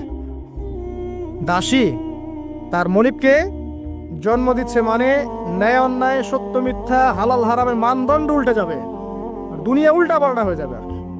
দাসী কি মনিবকে জন্ম দিতে পারে? মানে মানদণ্ড কি হবে? উল্টে যাবে। আর একটা ব্যাখ্যা হচ্ছে ওলামায়ে কেরাম করেছেন যে পিতা মাতাদের সাথে শেষ জামানায় দাস দাসীর মতো আচরণ করা হবে, এটাও ঠিক আছে ব্যাখ্যা। একটা আধুনিক ব্যাখ্যা হচ্ছে যে সত্যিকার অর্থেই দাসী মনিবকে জন্ম দিবে। কিভাবে? ফ্যামিলিস্ট রেভলিউশন এবং রিবার কারণে। ফ্যামিলিস্ট রেভলিউশনের কারণে মেয়েরা এত বেশি বস্তুবাদী হয়ে যাবে যে তারা সন্তান জন্ম দেওয়ার ফুরসত পাবে না। এই যুগটাকে আসছে, সন্তান জন্ম দেওয়ার ফুরসত পাবে না। এটা অন্য কান্ট্রিগুলোর দিকে তাকায় দেখেন, এটা অ্যাভেলেবল হচ্ছে। তখন দরিদ্র রাষ্ট্র থেকে দেখা যায় মেয়েদেরকে হায়ার করতে হয়, গর্ভ এখন হায়ার করা হয় সন্তান জন্ম দেওয়ার জন্য। সেখানে কি হবে? এক ব্যক্তির স্পাম, শুক্রাণু সেখানে ইনজেক্ট করা হবে। 9 মাস এখানে সন্তানটা বড় হবে। এই 9 মাস তাকে মাশাআল্লাহ খুব ভালো খাবার দাবার দেওয়া হবে এই মহিলাটাকে। এরপর সেই মহিলা সন্তান জন্ম দিবে, দেওয়ার পরে তার ডিউটি শেষ, তাকে তার পারিশ্রমিক দিয়ে দেওয়া হবে এবং সে তার জায়গায় চলে যাবে। তো সে কাকে জন্ম দিয়ে গেল? সে মনিবকে জন্ম দিল। দাসী তার মনিবকে জন্ম দিল। সুবহানাল্লাহ। এই যুগ না থাকলে এই ব্যাখ্যা বোঝা যেত না। এই সুন্নতের, এই জাহেলি সুন্নতের সবচেয়ে বড় দৃষ্টান্ত হচ্ছে সিঙ্গাপুর। আর অনেক কান্ট্রি আছে, এগুলো হচ্ছে অ্যাভেলেবল। তো দাসী তার মনিবকে জন্ম দিচ্ছে এখনো। এরপরে এই ব্যক্তি ফানসালাকা, এই ব্যক্তি চলে গেলেন। ফালাবিস্তু মালিয়ান, আমরা সবাই স্তব্ধ হয়ে বসে থাকলাম। এরপরে রাসূল সাল্লাল্লাহু আলাইহি ওয়াসাল্লাম বললেন, ইয়া ওমর আতাদরি মান ইসরাইল, হে ওমর তুমি কি জানো এই ব্যক্তি কে ছিল যে প্রশ্ন করেছে? না, ওমর ইবনে খাত্তাব বলেন, আল্লাহু ওয়া রাসূলুহু আ'লাম, আল্লাহ এবং তার রাসূল ভালো জানেন। নবী সাল্লাল্লাহু আলাইহি ওয়াসাল্লাম বললেন, ইন্নাহু জিবরিল, এই ব্যক্তি হচ্ছে জিবরাইল আলাইহিস সালাম। আতাকুম ইউআল্লিমুকুম দীনাকুম, তিনি এসেছিলেন তোমাদেরকে তোমাদের দিন শেখাতে। তিনি কেন এসেছিলেন? তোমাদের দিন শেখাতে। জিবরাইল আলাইহিস সালাম এইটা ইতিহাসে, এই পৃথিবীর ইতিহাসে কিয়ামত পর্যন্ত একবার, অনলি ওয়ান টাইম, এই একবারই, for the very first and last time, একবারই মানুষের রূপ ধরে এই জনসমক্ষে সবার সামনে এসেছেন। আর এই হাদিসটা হচ্ছে নবী সাল্লাল্লাহু আলাইহি ওয়াসাল্লামের ইন্তেকালের বেশ অল্প কিছুদিন আগের হাদিস, খুব বেশি দূরের হাদিস নয়। এখানে ইসলামের দিন, আতাকুম ইউআল্লিমুকুম দীনাকুম, তোমাদেরকে তোমাদের দিন শেখাতে এসেছেন। দিনের প্রশ্ন, মৌলিক প্রশ্ন হচ্ছে এখন তাহলে 4টা। ইসলাম কাকে বলে, ঈমান কাকে বলে, ইহসান কাকে বলে, কিয়ামত কবে হবে। তার মানে কিয়ামত কবে হবে এ বিষয় নিয়ে বা আখিরুজ জামান নিয়ে স্টাডি করা, গবেষণা করা, সচেতন থাকা দিনের 25%। কত পার্সেন্ট? মিনিমাম 25%। এটা এই কারণে করা হয় যাতে করে আগামী দিন সম্পর্কে, আগামী সম্পর্কে মানুষ সচেতন থাকতে পারে। আল্লাহ রাসূল সাল্লাল্লাহু আলাইহি ওয়াসাল্লাম যতগুলো আলামত কিয়ামতের বলে গেছেন, এই কারণে কি বলে গেছেন? যাতে করে মানুষ হতাশ হয়ে যাবে, বরং এই কারণ যাতে করে মানুষ সচেতন থাকতে পারে। কাউকে যদি বলা হয়, আল্লাহ যদি তার কাছে স্বপ্নে জানিয়ে দেন বা কোনোভাবে দৃঢ় ইয়াকিন তার কাছে আসে বা তার কাছে ওহী চলে আসে কারো কাছে যে তুমি আর 1 বছর বাঁচবা, তোমার হায়াত 1 বছর বাকি আছে, বলেন এই ব্যক্তি পাপ বেশি করবে না পুণ্য বেশি করবে? কোনো ডাউট নাই। তো স্ক্যাডোলজিক্যাল আলোচনাগুলো এই কারণে নয় যাতে করে মানুষ হতাশ হয়ে যায়, বরং এই কারণে যাতে করে আগামী সম্পর্কে মানুষ সচেতন থাকতে পারে, আমল করে প্রিপারেশন নিতে পারে। শুধু এই 2টা আলামত, নবী আরো অনেক আলামত বলে গেছেন। আমার অনেক লেকচারে এই বিষয় ছিল আগে, আপনারা দেখে নিতে পারবেন। যে রিবা বলেন, সময় সংকীর্ণ হয়ে যাওয়া বলেন, সত্য মিথ্যার মানদণ্ড উল্টে যাওয়া, হালালকে হারাম করা, হারামকে হালাল করা, হ্যাঁ, চন্দ্র যে দ্বিখণ্ডিত হয়ে যাওয়া থেকে শুরু করে ভূমিকম্প, মহামারী, জলোচ্ছ্বাস, এভরিথিং যেগুলো হচ্ছে এখন র্যাপিডলি, এগুলো সবই কিন্তু কিয়ামতের সায়েন্স। এ বিষয়ে আর অনেক কিতাব আছে, এগুলো পড়লে আপনারা জানতে পারবেন। আমরা আজকে একটা হাদিস শিখলাম। এই হাদিসের নাম হচ্ছে হাদিসে জিবরিল। এটাকে বলে উম্মাহাতুল হাদিস, উম্মাহাতুল হাদিস, সমস্ত হাদিসের মা এই হাদিসটা। এই হাদিসের মধ্যে মৌলিক 4টা প্রশ্ন করা আছে: ইসলাম কাকে বলে, ঈমান কাকে বলে, ইহসান কাকে বলে, কিয়ামত কবে হবে। আমরা আল্লাহর কাছে জুমার দিনে দোয়া করছি আল্লাহ পাক যেন আমরা সবাইকে এই হাদিসের উপর আমল করার তৌফিক দান করেন। বিশ্বের সামনে ভয়ঙ্কর কিছু ঘটনা ঘটা এখনো বাকি আছে। বিশ্বটা এমন থাকবে না, এখন যা দেখছেন সব এমন থাকবে না। নবীজি বলছেন জ্ঞান উঠে যাবে যখন, এটা উঠে যাচ্ছে দিন দিন। মানুষকে এখন শেখানো হচ্ছে মানুষ মানব থেকে সৃষ্টি হয়েছে, এগুলো জ্ঞান, এগুলো জ্ঞান। ইসলামের জাজল্যমান ইতিহাসগুলোকে মানুষ ভুলে যাচ্ছে, এগুলো জ্ঞান। মানুষকে শেখানো হচ্ছে সমকামিতা ভালো জিনিস, এগুলো জ্ঞান। সমকামিতা ভালো জিনিস, এটা ব্যক্তি স্বাধীনতা, শেখানো হচ্ছে মানুষকে যে পর্দা এগুলো কুসংস্কার। পর্দা কি? কুসংস্কার। এগুলো জ্ঞান। জ্ঞান কাকে বলে? ওয়ায়ুকবাদুল ইলম, মানে জ্ঞান উঠে যাচ্ছে, কবজ করে নেওয়া হচ্ছে। আর দেখেন আরেকটা হাদিস আসছে, আল্লাহ পাক কিন্তু কোরআন হাদিসকে তুলে নেবেন না। একটা হাদিস আসছে, আল্লাহ পাক কোরআন হাদিসকে তুলে নেবেন না, কিন্তু আলেমদের মৃত্যু হবে বেশি বেশি। আলেমদের জান কবজ করার মধ্য দিয়ে আল্লাহ পাক জ্ঞান উঠিয়ে নেবেন। একটু দেখেন না কয়জন আলেম আছে মাঠে, দেখেন তো কয়জন আলেম। আলেম তো অনেকেই আছে আলহামদুলিল্লাহ, কিন্তু বরেণ্য ওলামায়ে কেরাম যাদের কথা হাজার লক্ষ কোটি মানুষ শোনে, এমন আলেম কয়জন আছে দেখেন। আস্তে আস্তে প্রবীণ আলেমরা সব চলে যাচ্ছে। আর যে প্রজন্ম আমরা তৈরি করছি, এই প্রজন্মের কতজন ইলম অর্জন করে ওই চ্যালেঞ্জ বুকে নিয়ে জাতিকে সংস্কারের জন্য নেমেছে দেখেন একটু। আমাদের এবার দুনিয়া পেয়ে বসেছে। আমাদের চিন্তা হচ্ছে মসজিদ ইমামতি নিয়ে, একটা তারাবি পড়াবো, ইমামতি করবো, একটা মাদ্রাসার মোহতামি হবো। এতটুকুই আমার চিন্তা স্বপ্ন কেন? স্বপ্ন থাকতে হবে যে আমি আমার জ্ঞান দিয়ে উম্মাকে পরিবর্তন করবো ইনশাআল্লাহ, এবং আল্লাহর জমিন, আল্লাহর দিন প্রতিষ্ঠা করে ছাড়বো ইনশাআল্লাহ। এরকম চ্যালেঞ্জ নেওয়ার মানসিকতা আছে কয়জনের? খেয়াল করে দেখেন। আর হিউজ এই যুব সমাজ যারা জেনারেল লাইনে পড়ছে, তাদের মধ্যে কয়জন আলেম হচ্ছে একটু চিন্তা করেন। আর যারা দুই একজন উঠে আসার সুযোগ পাচ্ছে, তাদেরকে আবার মানুষ বুক ধরে রিসিভ করছে না, তারা হেল্প পাচ্ছে না, সহযোগিতা পাচ্ছে না, বরং হিংসার শিকার হচ্ছে, বিদ্বেষের শিকার হচ্ছে, আগ্রহ হারিয়ে ফেলছে। আমি এখানে সেটি করব, আমাকে তো বুকে টেনে নেয় আর কেমন ভাইয়া, এমন মনে হচ্ছে মানুষের কাছে। তো জ্ঞান উঠে যাবে, কিন্তু শুধু কোরআন সুন্নাহ আল্লাহ পাক তুলে নেবেন না, এমনটা আল্লাহ পাক বলেন নাই। আল্লাহ বলেছেন, তার নবীর মাধ্যমে জানিয়েছেন যে আলেমদের মৃত্যু হবে, সংখ্যা কমে যায়। সংখ্যা বেড়েছে না কমেছে? আল্লাহ পাক আমাদেরকে বোঝার তৌফিক দান। আমরা এখন আলেম হই নাই, যে শব্দগুলো আমাদের সামনে ইউজ করা হয়, কসম আল্লাহর, এগুলোর সাথে আমাদের কোনো সম্পর্ক। এখন আমরা শুধু তালেবে ইলম আছি। আর আমি দোয়া করি আমি তালেবে ইলম অবস্থায় থাকতে চাই, কারণ জ্ঞানের কোনো শেষ নাই। দোলনা থেকে কবর, জ্ঞান অর্জন করতেই থাকতে হবে। নবী মূসা আলাইহিস সালাম পর্যন্ত জ্ঞান অর্জন করতে গিয়েছেন খিজিরের কাছে আলাইহিস সালাম, জান নাই? নবী মূসা আলাইহিস সালাম বলছেন আমি সবচেয়ে জ্ঞানী মানুষ, আল্লাহ পাক বলছেন না, তুমি সবচেয়ে জ্ঞানী মানুষ না, ওই যে আমার বান্দা খিজির, ও জ্ঞানী মানুষ। তখন তিনি বলছেন আমি তার সাথে দেখা করতে চাই, জ্ঞান শিখতে চাই। হাল আত্তাবিউকা আলা আন তুআল্লিমানি মিম্মা উল্লিমতা রুশদা, তিনি গিয়ে বলছেন আমাকে কি আপনার সাথে রাখবেন? আল্লাহ পাক আপনাকে যা শিখিয়েছেন তার থেকে কিছু শেখাবেন। কে বলছে? নবী মূসা আলাইহিস সালাম। তো নবী মূসা আলাইহিস সালাম তালেবে ইলম হতে পারেন, আর আমরা কি বিয়া হয়ে গেছে নাকি? ওই আন্তর্জাতিক খ্যাতি সম্পন্ন হাবিজাবি এগুলো বয়কট করে দরকার নেই, এগুলো কোনো দরকার নেই। এমনি আমরা তালেবে ইলমই থাকতে চাই। আর আমরা শুধু দায়ী মাত্র, আপনাদেরকে হয়তো দাওয়াত দিতে পারবো, কিন্তু ফিকহের কঠিন মাসালাগুলো, গভীরতা, এগুলো আমরা বলতে পারবো না, এগুলো মুফতি সাহেবরা বলতে পারবেন। তো বরেণ্য ওলামায়ে কেরামদের সংখ্যা কিন্তু কমছে। আমরা দোয়া করি আল্লাহ পাক সমস্ত মাজলুম ওলামায়ে কেরামকে মুক্তিদানের ব্যবস্থা করা, এবং আল্লাহ পাক বাংলার জমিনে আলেমদেরকে দিয়ে ভরিয়ে দিন ইনশাআল্লাহ। আর জাহেলদেরকে আল্লাহ পাক আলেমের জায়গায় আনা থেকে আমাদেরকে হেফাজত করে বলে। আর আমাদের সবাইকে এই চল পাগল হলে চলবে না, ইস্যু পাগল হলে চলবে না, সমালোচনা সংস্কৃতির অমল করা যাবে। আপনি মানুষ তৈরি করেন, মানুষ তৈরি করা অনেক কঠিন, নামিয়ে দেওয়া সহজ। আমরা এই জায়গায় আসতে অনেক কষ্ট করতে হয়েছে, কিন্তু নামানো কিন্তু খুব সহজ। একটা ইস্যু দিয়ে নামাতে পারে না, একটা ইস্যু সৃষ্টি করে নামাতে পারে। এই জায়গায় আসতে কিন্তু অনেক কষ্ট করতে হয়। অতএব আল্লাহর দ্বীনের সাথে গাদ্দারি করলে আল্লাহ পাক ছাড়বেন না, কিন্তু এটা মাথায় রাখবেন। আল্লাহ পাক আমাদের সবাইকে বোঝার তৌফিক দান করুন। নবীজি বলছেন কখন এই ভূমিকম্পগুলো আসবে, সিরিজ ভূমিকম্পগুলো কখন আসবে? যখন জ্ঞান উঠে যাবে এবং জালজালা বাড়বে, ইয়াতাকারাবুজ জামান, জামানা কাছাকাছি চলে আসবে।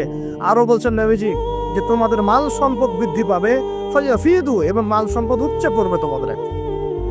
দিল্লি দেখছেন না, যে যার স্যান্ডেল কেনার টাকা ছিল না, সে এখন উঁচু উঁচু বিল্ডিং তৈরি করতেছে, দেখেন না? এটাই তো নবী সাল্লাল্লাহু আলাইহি ওয়াসাল্লাম হাদিস জিবরিলে কি বলেছেন?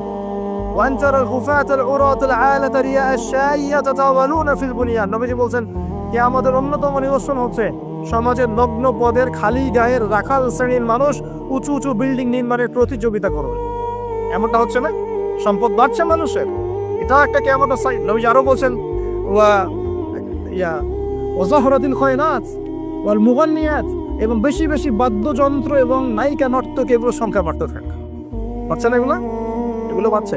এই সময়ে নবী সাল্লাল্লাহু আলাইহি ওয়াসাল্লাম বলছেন যে এই জালজালাগুলো আসতে থাকবে। এটা একটা হাদিস। একটা তো আসছে যে নবী সাল্লাল্লাহু আলাইহি ওয়াসাল্লাম বলছেন লা ইয়াশরাবান্না নাস মিন হাযিহিল উম্মাহ আল খামর, আমার উম্মতের মধ্যে কিছু মানুষ মাদক দ্রব্য পান করবে, সবাই না, কিছু মানুষ মাদক দ্রব্য পান করবে। ওয়া ইউসাম্মুনাহা বিগাইরি ইসমিহা, এবং সেই মাদকের নাম তারা পরিবর্তন করে খাবে। খাচ্ছে না মানুষ এখন? মাদককে মদ বলছে না। এই যে তোমরা টাইগার খাও কেন, স্পিড খাও কেন, এগুলোর মধ্যে অ্যালকোহল নাই? দিব্যি দেখ বাচ্চাদেরকে এগুলো খাওয়াচ্ছে অনেকে দেখা যাচ্ছে। আপনারা কি পাগল হয়ে গেছেন নাকি? এগুলোর মধ্যে আমার ক্ষতিকর উপাদান আছে যেগুলো দিয়ে মানুষের কিডনি ড্যামেজ হয়ে যায়। দিব্যি রোজার মাসে রমজান রোজা খুলেই একেবারে সিগারেট হাতে নিয়ে একদম এগুলো খাওয়া শুরু করবে। এগুলোর মধ্যে মাদকদ্রব্য আছে। যে পানীয়র মধ্যে যার্রা পরিমাণ মাদকদ্রব্য থাকবে সেটাও মাদক, মনে রাখবে। স্মোক করে, স্মোকটাকে অনেকে মাদক মনে করে না, তাই না? স্মোকিংটাকে অনেকে মাদক মনে করে না, মনে করে মাকরু মনে হয়। মাকরু মানে কি? মাকরু মানে কি ভালো? মাকরু মানে কি? মাকরু মানে কি? কোরআনে সূরা বানু ইসরাঈল খুলে দেখেন, বড় বড় কিছু পাপের কথা মেনশন করে আল্লাহ পাক বলছেন এই পাপগুলো ছেড়ে দাও, এই পাপগুলো আল্লাহর কাছে মাকরু, এই পাপগুলো আল্লাহর কাছে অপছন্দের পাপ। এটা কি মাকরু মানে কি জায়েজ করে নেওয়া? সিগারেট খাওয়া বন্ধ করেন, ওয়াদা করেন আমার সাথে যে আজকে থেকে কোনদিন সিগারেটে হাত দিবেন ইনশাআল্লাহ। কোনো প্রকার এইসব টাইগার মাইগার স্পিচটাই খাবেন না। এসব ভালো জিনিস না, ভালো কিছু খান না, ভালো কিছু খান। আর অনেকে দেখা যায় যে জর্দা খাওয়া শুরু করেছে। কেন? এটাও কি সুন্নত নাকি? কি দরকার আছে ভাই? এতটুকু খাইলে হয়তো নেশা হয় না, বুঝলাম। এতগুলো জর্দা একবারে খান দেনি, খাওয়া যাবে? খামরের মূলনীতি কি? যার বেশি খেলে নেশা হয় তার অল্প খাওয়া হারাম। মনে করেন এখানে যতটুকু পানি আছে এতটুকু খেলে, এতটুকু মাদক খেলে কারো নেশা হচ্ছে না, কিন্তু এতটুকু খেলে নেশা হচ্ছে।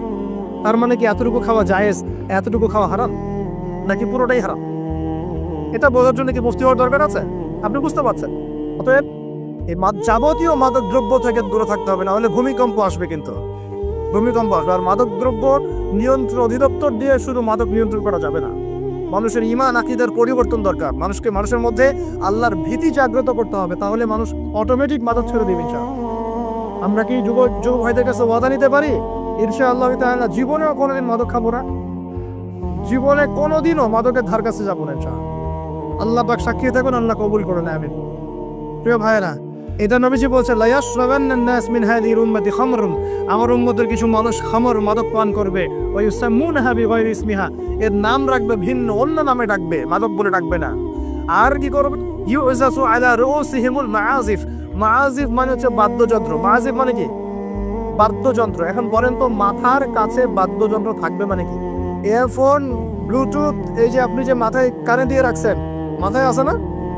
দেখেন নবী সাল্লাল্লাহু আলাইহি ওয়াসাল্লাম কতদিন আগে, 1400 বছর আগে এই হাদিস বলে গেছেন যে ওই সময় আমার উম্মতের একটা অংশ এরকম করে হেডফোন দিয়ে মাথা দিয়ে গান শুনবে, কানের ভিতরে গান মিউজিক চলছে না? ওয়াল মুগান্নিয়াত, এবং তারা গায়িকা নায়িকা নর্তকী নাচায় না মানুষ? শহরগুলোতে গিয়ে দেখেন খালি গায়িকা নর্তকীর, শহরে যাওয়া লাগে, ফেসবুক ইউটিউব ঢুকলেই তো দেখা যায় সবখানেই নাচতে আছে আর কি। মেয়েদেরকে নিয়ে আমি কালকে লেকচার দিব ইনশাআল্লাহ। ওদেরকে অনেক কিছু বলার আছে, অনেক কিছু বলার আছে। কারণ সমাজের একটা বড় ক্ষতি হচ্ছে এদের কারণ, সমাজের একটা বিশাল ক্ষতি হচ্ছে বেপরদা মেয়ের কারণ। বহু দিনদার পরেশগার যুবক পর্যন্ত ঈমান হারাচ্ছে এদের কারণে। আর বাসায় তো এদের বাপ নাই, মনে হয় বাপ নাই, ভাই নাই, স্বামী নাই, কেউই নাই, এদেরকে বোঝানোর কেউ নাই। অনেক দিনদার ছেলে পর্যন্ত এদের ফিতনায় দিন হারিয়ে ফেলছে। আর এখন কিছু কিছু ওয়াইজ বের হয়েছে, প্রেম বিশেষজ্ঞ, মানে বসে বসে প্রেমের আলাপ করতে পারলে বাঁচে। আজকাল এগুলো নিয়ে টল করতে করতে ভাইরাল সব ইউটিউব, ফেসবুক, চুলকে সুরসুরি আলাপ করতে ভালো লাগে। এখানে এই হারাম সম্পর্কের ভিত্তি ঘুরাই দিতে হবে। বারবার বলি তোমাদেরকে যে একটা হালাল রিজিকের সোর্স তৈরি করো, তাড়াতাড়ি বিয়ে করে ফেলা। বিয়ে ছাড়া যৌন চাহিদা, লজ্জাস্থানের হেফাজত, এগুলো করার কোনো বিকল্প কোনো পথ নাই, বিকল্প কোনো পথ নাই। যে পথগুলো দেখা যায় এগুলো হতাশা আরো বাড়ায় দিবে, এগুলো আপনাকে আরো জানোয়ার বানায় ফেলবে। ভিতর পর্নোগ্রাফির যুগ চলছে। মেয়েদের ইজ্জত আবরু রক্ষা করা খুব চ্যালেঞ্জের কাজ। মেয়েদের ইজ্জত আবরু রক্ষা করা এত চ্যালেঞ্জ যে পর্নোগ্রাফির যুগে যে কোনো মেয়ে ধর্ষিত হতে পারে। একটা কথা এখন না বললেই পারতেছি না। আমি কিছু রিপোর্ট দেখেছি, কিছু কিছু মাদ্রাসায়, কিছু কিছু হিপস খানাতে পর্যন্ত আস্তাগফিরুল্লাহ, যে ছাত্র যারা আছে, এই ছাত্রদের সাথে এরকম বালাৎকার সমকামিতার কাজ করা। আমরা বাচ্চাদেরকে পাঠাবো কোথায় তাহলে? এটা আমাদের সাথে হবে কেন? বাচ্চাদেরকে কোথায় পাঠাবো তাহলে? ইউনিভার্সিটিতে গিয়ে তো ধর্ষিত হচ্ছে না? দেখলেন না কয়েকদিন আগে হল নিয়ে কি ঝামেলাগুলো হলো? দেখা গেল না যে বড় বড় নেতাদের মনোরঞ্জন করতে হয়, দেখেন নাই, ইডেনের কথা বলছি, দেখেন নাই? তারপরে বিশ্ববিদ্যালয়ে তো নগ্নতা চলছেই, ফ্রি মিক্সিং চলছেই, জেনা তো ফ্রি, এবং পতিতালয়ে সব 1500-2000 টাকা দিয়ে রাত পার করা যায়। এগুলো ফেসবুক ইউটিউব ঢুকলেই দেখা যায়, ঢুকলেই দেখা যায়। তার মধ্যে আবার চলছে এখন সমকামিতাকে এখন প্রমোট করা হচ্ছে। আবার এখন দেখা যাচ্ছে আস্তাগফিরুল্লাহ কিছু ধর্মীয় প্রতিষ্ঠানেও সমকামিতা ছড়িয়ে পড়ছে। একটা বাচ্চা সেদিন আত্মহত্যা করেছে ঢাকায়। ওর পোস্টমর্টেম রিপোর্টে দেখা গিয়েছে যে, বলতে পারতেছি না আমি আসলে, ওর পোস্টমর্টেম রিপোর্টে দেখা গিয়েছে যে ছেলেটার যে পিছনের যে রাস্তা আছে না, এখানে যৌন নির্যাতনের চিহ্ন পাওয়া গেছে। কিভাবে বলতাম কথাটা বলেন, আপনাকে বোঝানোর জন্য বললাম। একটা ছেলে হাফেজ হতে গিয়েছে মাদ্রাসায়, তার সাথে যদি টিচার এরকম কাজ করে, এই টিচারকে জাতির সামনে এনে ফাঁসি দেওয়া দরকার। তখন সবার একটা আক্কেল হবে, শিক্ষা হবে। পাপ তো পাবি, আলেম করলেও পাপ, জালেম করলেও পাপ, নাকি ওটা মাফ হয়ে যাবে নাকি? এই ঘটনাগুলো ঘটছে কেন? কেন ঘটবে এই ঘটনাগুলো? আল্লাহ পাক আমাদের সবাইকে বোঝার তৌফিক দান করুন। আর এই ঘটনাগুলো ঘটার অন্যতম কারণ হচ্ছে পর্নোগ্রাফি। মানুষ ভিতর থেকে এগুলো যখন মোবাইলে দেখা শুরু করে, দেখতে দেখতে দেখতে দেখতে ভিতরটা পশুর মতো হয়ে যায়। তখন শুধু মানুষ না, বাচ্চাকে পেলেও ধর্ষণ করবে, গরু ছাগল পেলেও ধর্ষণ। আমি কিয়ামতের আলামতের হাদিসগুলো টুকটাক কিছু গবেষণা করেছি। শেষ জামানের এমন হাদিস আসছে যে মানুষ একসময় গরু ছাগলের সাথে জেনা করা শুরু করে। এই সময়টা কিন্তু আসতেছে সামনে থেকে। এক সময় ছিল মানুষ কি করতো জানেন? পরকিয়া করতো, বউ আছে বাসায়, অন্যের সাথে সম্পর্ক করতো। তারপর দেখা গেল যে প্রেম করে, চুপি চুপি প্রেম করে। আগে ওই সময় চুপচুপ করে চিঠি দিত যে কেউ জেনে না যায়। আস্তে আস্তে সবাই এটা উন্মুক্ত হয়ে গেল। এখন প্রেম করাটা ফ্যাশন হয়ে গেল। আমার 10টা গার্লফ্রেন্ড, আমার 5টা, আমার 2টা, তুই কয়জনের সাথে করছিস, আমি 5 জনের সাথে, তুই কয়জনের সাথে, আমি 2 জনের সাথে, ফ্যাশন হয়ে গেছে এখন ওপেন। তারপরে আস্তে আস্তে কি হলো দেখেন, ধর্ষণ বাড়তে থাক। এই যুগটা এখন চলে যাচ্ছে, ধর্ষণ তো অ্যাভেলেবেল এখন হচ্ছেই। তারপরে এখন একটা যুগ আসলো, ছোট ছোট বাচ্চা মেয়েদেরকে এখন ধর্ষণ করা হচ্ছে, ছোট ছোট বাচ্চা মেয়েকে। এই যুগও এক সময় চলে যাবে। তারপরে আসবে এমন যুগ দেখবেন খালি ছেলে ছেলের সাথে মেয়ে মেশা। এটাও কিন্তু চলে আসছে। ছেলে ছেলের সাথে জেনা করতেছে না, মেয়ে মেয়ের সাথেও জেনা করতেছে। এরপর কি হবে? নবী হাদিসে বলেছেন, এরপর মানুষ ওই গরু ছাগল গবাদি পশুর সাথে জেনা করা শুরু করে। এই খবরও পাবেন, দেখে নিয়েন। আমি বললাম এই খবরও পাবেন যে মানুষ গবাদি পশুর সাথে জেনা করছে। তোমরা একটু ঘাটাঘাটি করে দেখো আমার কথাটা মেলে কিনা, ইন্টারনেট ঘাটাঘাটি করে দেখো যে এই কথাটা মেলে কিনা। মানুষ গবাদি পশু প্রাণীর সাথেও জেনা করবে। নবী যেগুলো কথা বলে গেছেন, ওদেরকে নিয়ে অনেক কিছু বলার আছে আমার। ইনশাল্লাহ আমি কালকে লেকচার দিব মেয়েদেরকে নিয়ে, ইনশাল্লাহ। একটা মহিলা সমাবেশ আছে ওখানে। যেটা বলছিলাম প্রিয় ভাইয়া, এই পাপগুলোর কারণে কিন্তু আল্লাহর শাস্তি নেমে আসে। খমর এক নাম্বার ছিল শিরক, তারপর কুফর, মাপে কম দেয়া, অন্যের সম্পদ আত্মসাৎ করা, মাদকদ্রব্য সেবন করা, এই যে গান বাজনা, বাদ্যযন্ত্র, নর্তকী নাচানো, এগুলোর কারণে কোন শাস্তি আসে ভাই বলেন? আল্লাহর পক্ষ থেকে জালজালা মানে ভূমিকম্প। জালজালা মানে কি? ভূমিকম্প। আর আসবে সিরিজ, মানে বছর জুড়ে চলবে এগুলা। আরেকটা হাদিস বলে শেষ করছি। ও আচ্ছা, এর পরিণতিটা বলে নেই। নবীজি বলছেন, ওয়াইয়াজআলুল্লাহু মিনহুমুল কিরাদাতা ওয়াল খানাজির, যারা এই কাজগুলো করবে, মানে মাদক খাবে, নাম চেঞ্জ করবে, যারা বাদ্যযন্ত্র নিয়ে রাত কাটাবে, যারা নর্তকী নাচাবে, আল্লাহ রাব্বুল আলামিন এদেরকে একদিন সকালবেলা বানর আর শুয়োর বানিয়ে দিবেন। আর ওয়ায়াকসিফুল্লাহু বিহিমুল আরদ, আল্লাহ পাক জমিন সহ ওদেরকে ধসিয়ে দিবেন। এই যে ভূমিধস। আরেকটা হাদিস আসছে তিরমিজির মধ্যে, 2211 নম্বর হাদিস। নবী সাল্লাল্লাহু আলাইহি ওয়াসাল্লাম বলেছেন, ইযা তুখিযাল ফাইউদুলান, যখন দেখা যাবে যে গনিমতের মাল বা রাষ্ট্রীয় সম্পদ যেগুলো আছে, বুঝতে পারছেন, গনিমতের মাল, রাষ্ট্রীয় সম্পদ, এগুলোকে মানুষ ব্যক্তিগত সম্পদ মনে করে খাওয়া শুরু করে। হয়েছে কি হয় নাই? কথা বলেন। এই সিচুয়েশন আসছে কি আসে নাই? একটা হাতি আসতে থাকে উপর থেকে, হাতি আস্তে আস্তে আস্তে আস্তে মাছি হয়ে যায়। হয় না? এটা হয় কি না? এটা শাস্তি সম্পর্কে আল্লাহ পাক অন্য জায়গায় বলেছেন, এবং নবী হাদিসও বলেছেন যে যা আত্মসাৎ করবে সেটা কিয়ামতের দিন তার ঘাড়ে চাপিয়ে দেওয়া হবে। কিয়ামতের মাঠে উঠে দেখবেন বহু মানুষ কাঁধের মধ্যে রিলিফের টিন নিয়ে বসে আছে, বহু মানুষ কাঁধের মধ্যে রিলিফের গম নিয়ে বসে আছে, বহু মানুষ কাঁধের মধ্যে দেখবেন যে বন্যার্তদের ত্রাণের যে কম্বল, এই যে ত্রাণের বিষয়গুলো কাঁধে নিয়ে বসে আছে। রাস্তার কন্ট্রাক্টরের টাকা বসে কাঁধে নিয়ে বসে আছে। বহু মানুষ এই কাজ করে। এটা হবেই। নবীজি বলেছেন যে যা আত্মসাৎ করবে। নবীজি হাদিসে বলেছেন কেউ গরু নিয়ে থাকবে, গরু, কেউ ছাগল নিয়ে থাকবে, ছাগল।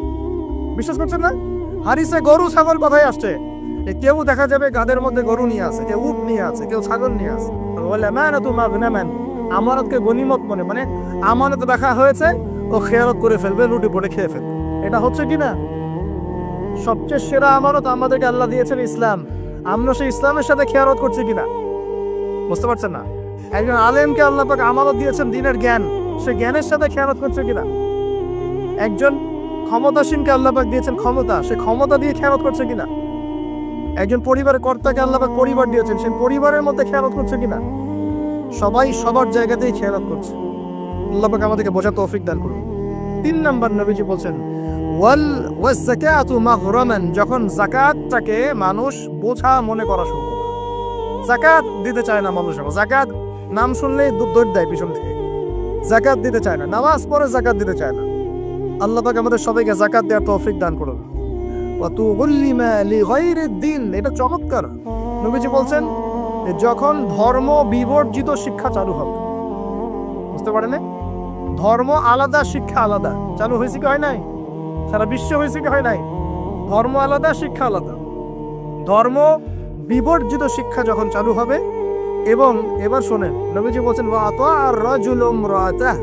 একজন পরিবারের কর্তা তার স্ত্রীর আনুগত্য করে। ফ্যামিলিস্ট রেভলিউশন মানে স্ত্রীর আনুগত্য করবে পুরুষ, স্ত্রীর আঁচল ধরে বসে থাকবে পুরুষ। শুধু তাই না, এবং তার মায়ের সাথে খারাপ ব্যবহার করা শুরু করে। মাকে প্রাধান্য না দিয়ে বউকে প্রাধান্য দিবে এবং তার আঁচল ধরে বসে থাকবে। এই সময় আসে নাই? আচ্ছা, হিসাব করতে থাকেন, মিলাতে থাকেন। নবীজি বলছেন বন্ধু বান্ধবদেরকে কাছে টেনে নিবে, বন্ধু বান্ধবদেরকে কাছে টেনে নিবে, এবং তার বাবাকে দূরে ফেলে দিই। হয়েছে কি হয় নাই? যুবকরা বলো এটা হয় নাই? বাবাকে দেখলে কয়েকদিন সালাম দেন, বাবার সাথে কতজনের ভালো সম্পর্ক আছে? বন্ধুর সাথে যা বাবার সাথে দাদা, অথচ বাবা এবং ছেলের সম্পর্ক হওয়া উচিত বন্ধুত্বপূর্ণ। তোমার সবচেয়ে সেরা বন্ধু হবে তোমার বাবা, তোমার সবচেয়ে সেরা বান্ধবী হবে তোমার মা এবং তোমার বোন। মায়ের সাথে ছেলের সম্পর্ক দূরত্ব, বাবার সাথে ছেলের সম্পর্ক দূরত্ব, এগুলো হচ্ছে না? এটা নবীজি বলেছেন। আর বলছেন, এবার শোনেন, মাসাজিদ, মসজিদগুলোর মধ্যে হট্টগোল শোরগোল বেড়ে যাবে। বাড়ালেন মসজিদ এখন হইহুল্লা হয় না? আমি নিজে দেখেছি 2 দল কমিটির আধিপত্য বিস্তারকে নিয়ে একদম হকিস্টিক নিয়ে আসছে মসজিদে মারার জন্য। এরকম হয়েছে, আরো অনেক জঘন্য ঘটনা ঘটে, আল্লাহ মাফ করুক। তারপর নবীজি বলছেন একটা কবিলা বা একটা গোত্রের নেতৃত্ব দিবে একজন ফাসিক ব্যক্তি। এমন হচ্ছে কি হচ্ছে না? হচ্ছে।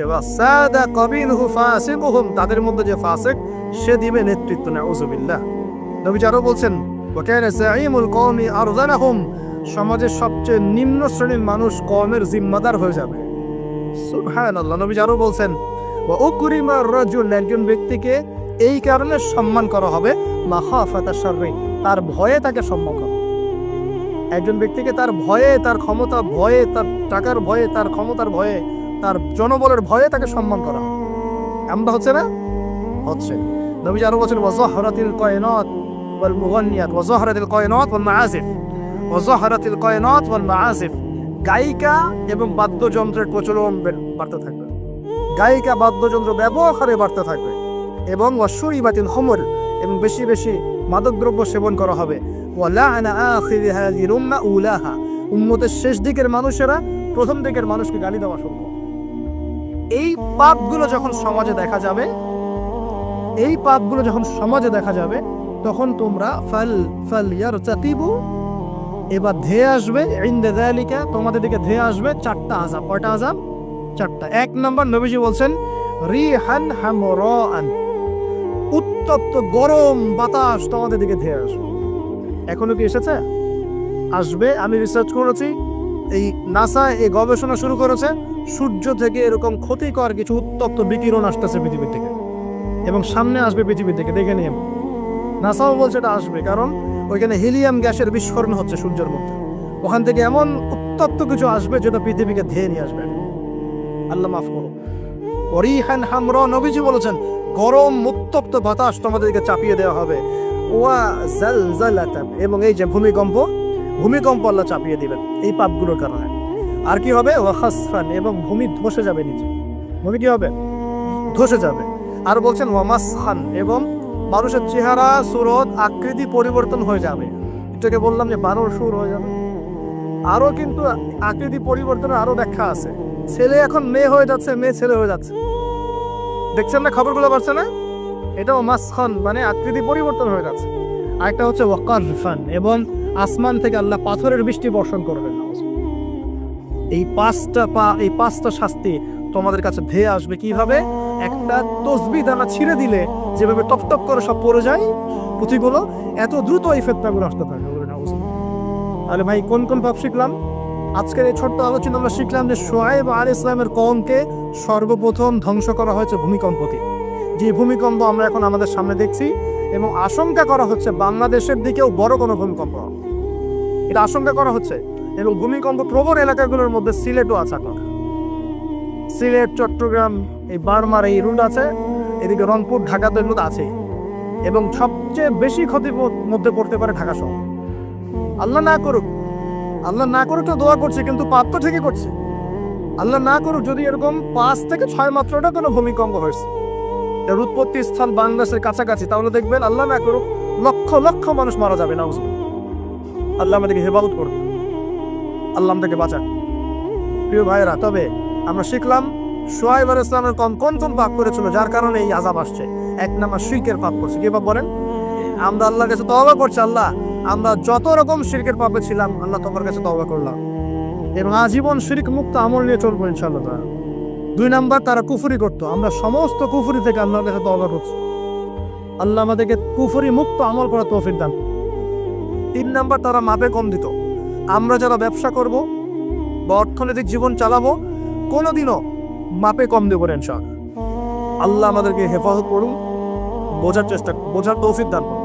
4 নাম্বার তারা পাপ করেছিল অন্যের সম্পদ অন্যায়ভাবে আত্মসাৎ করত। এই কাজটা আমরা করতে যাব না ইনশাআল্লাহ।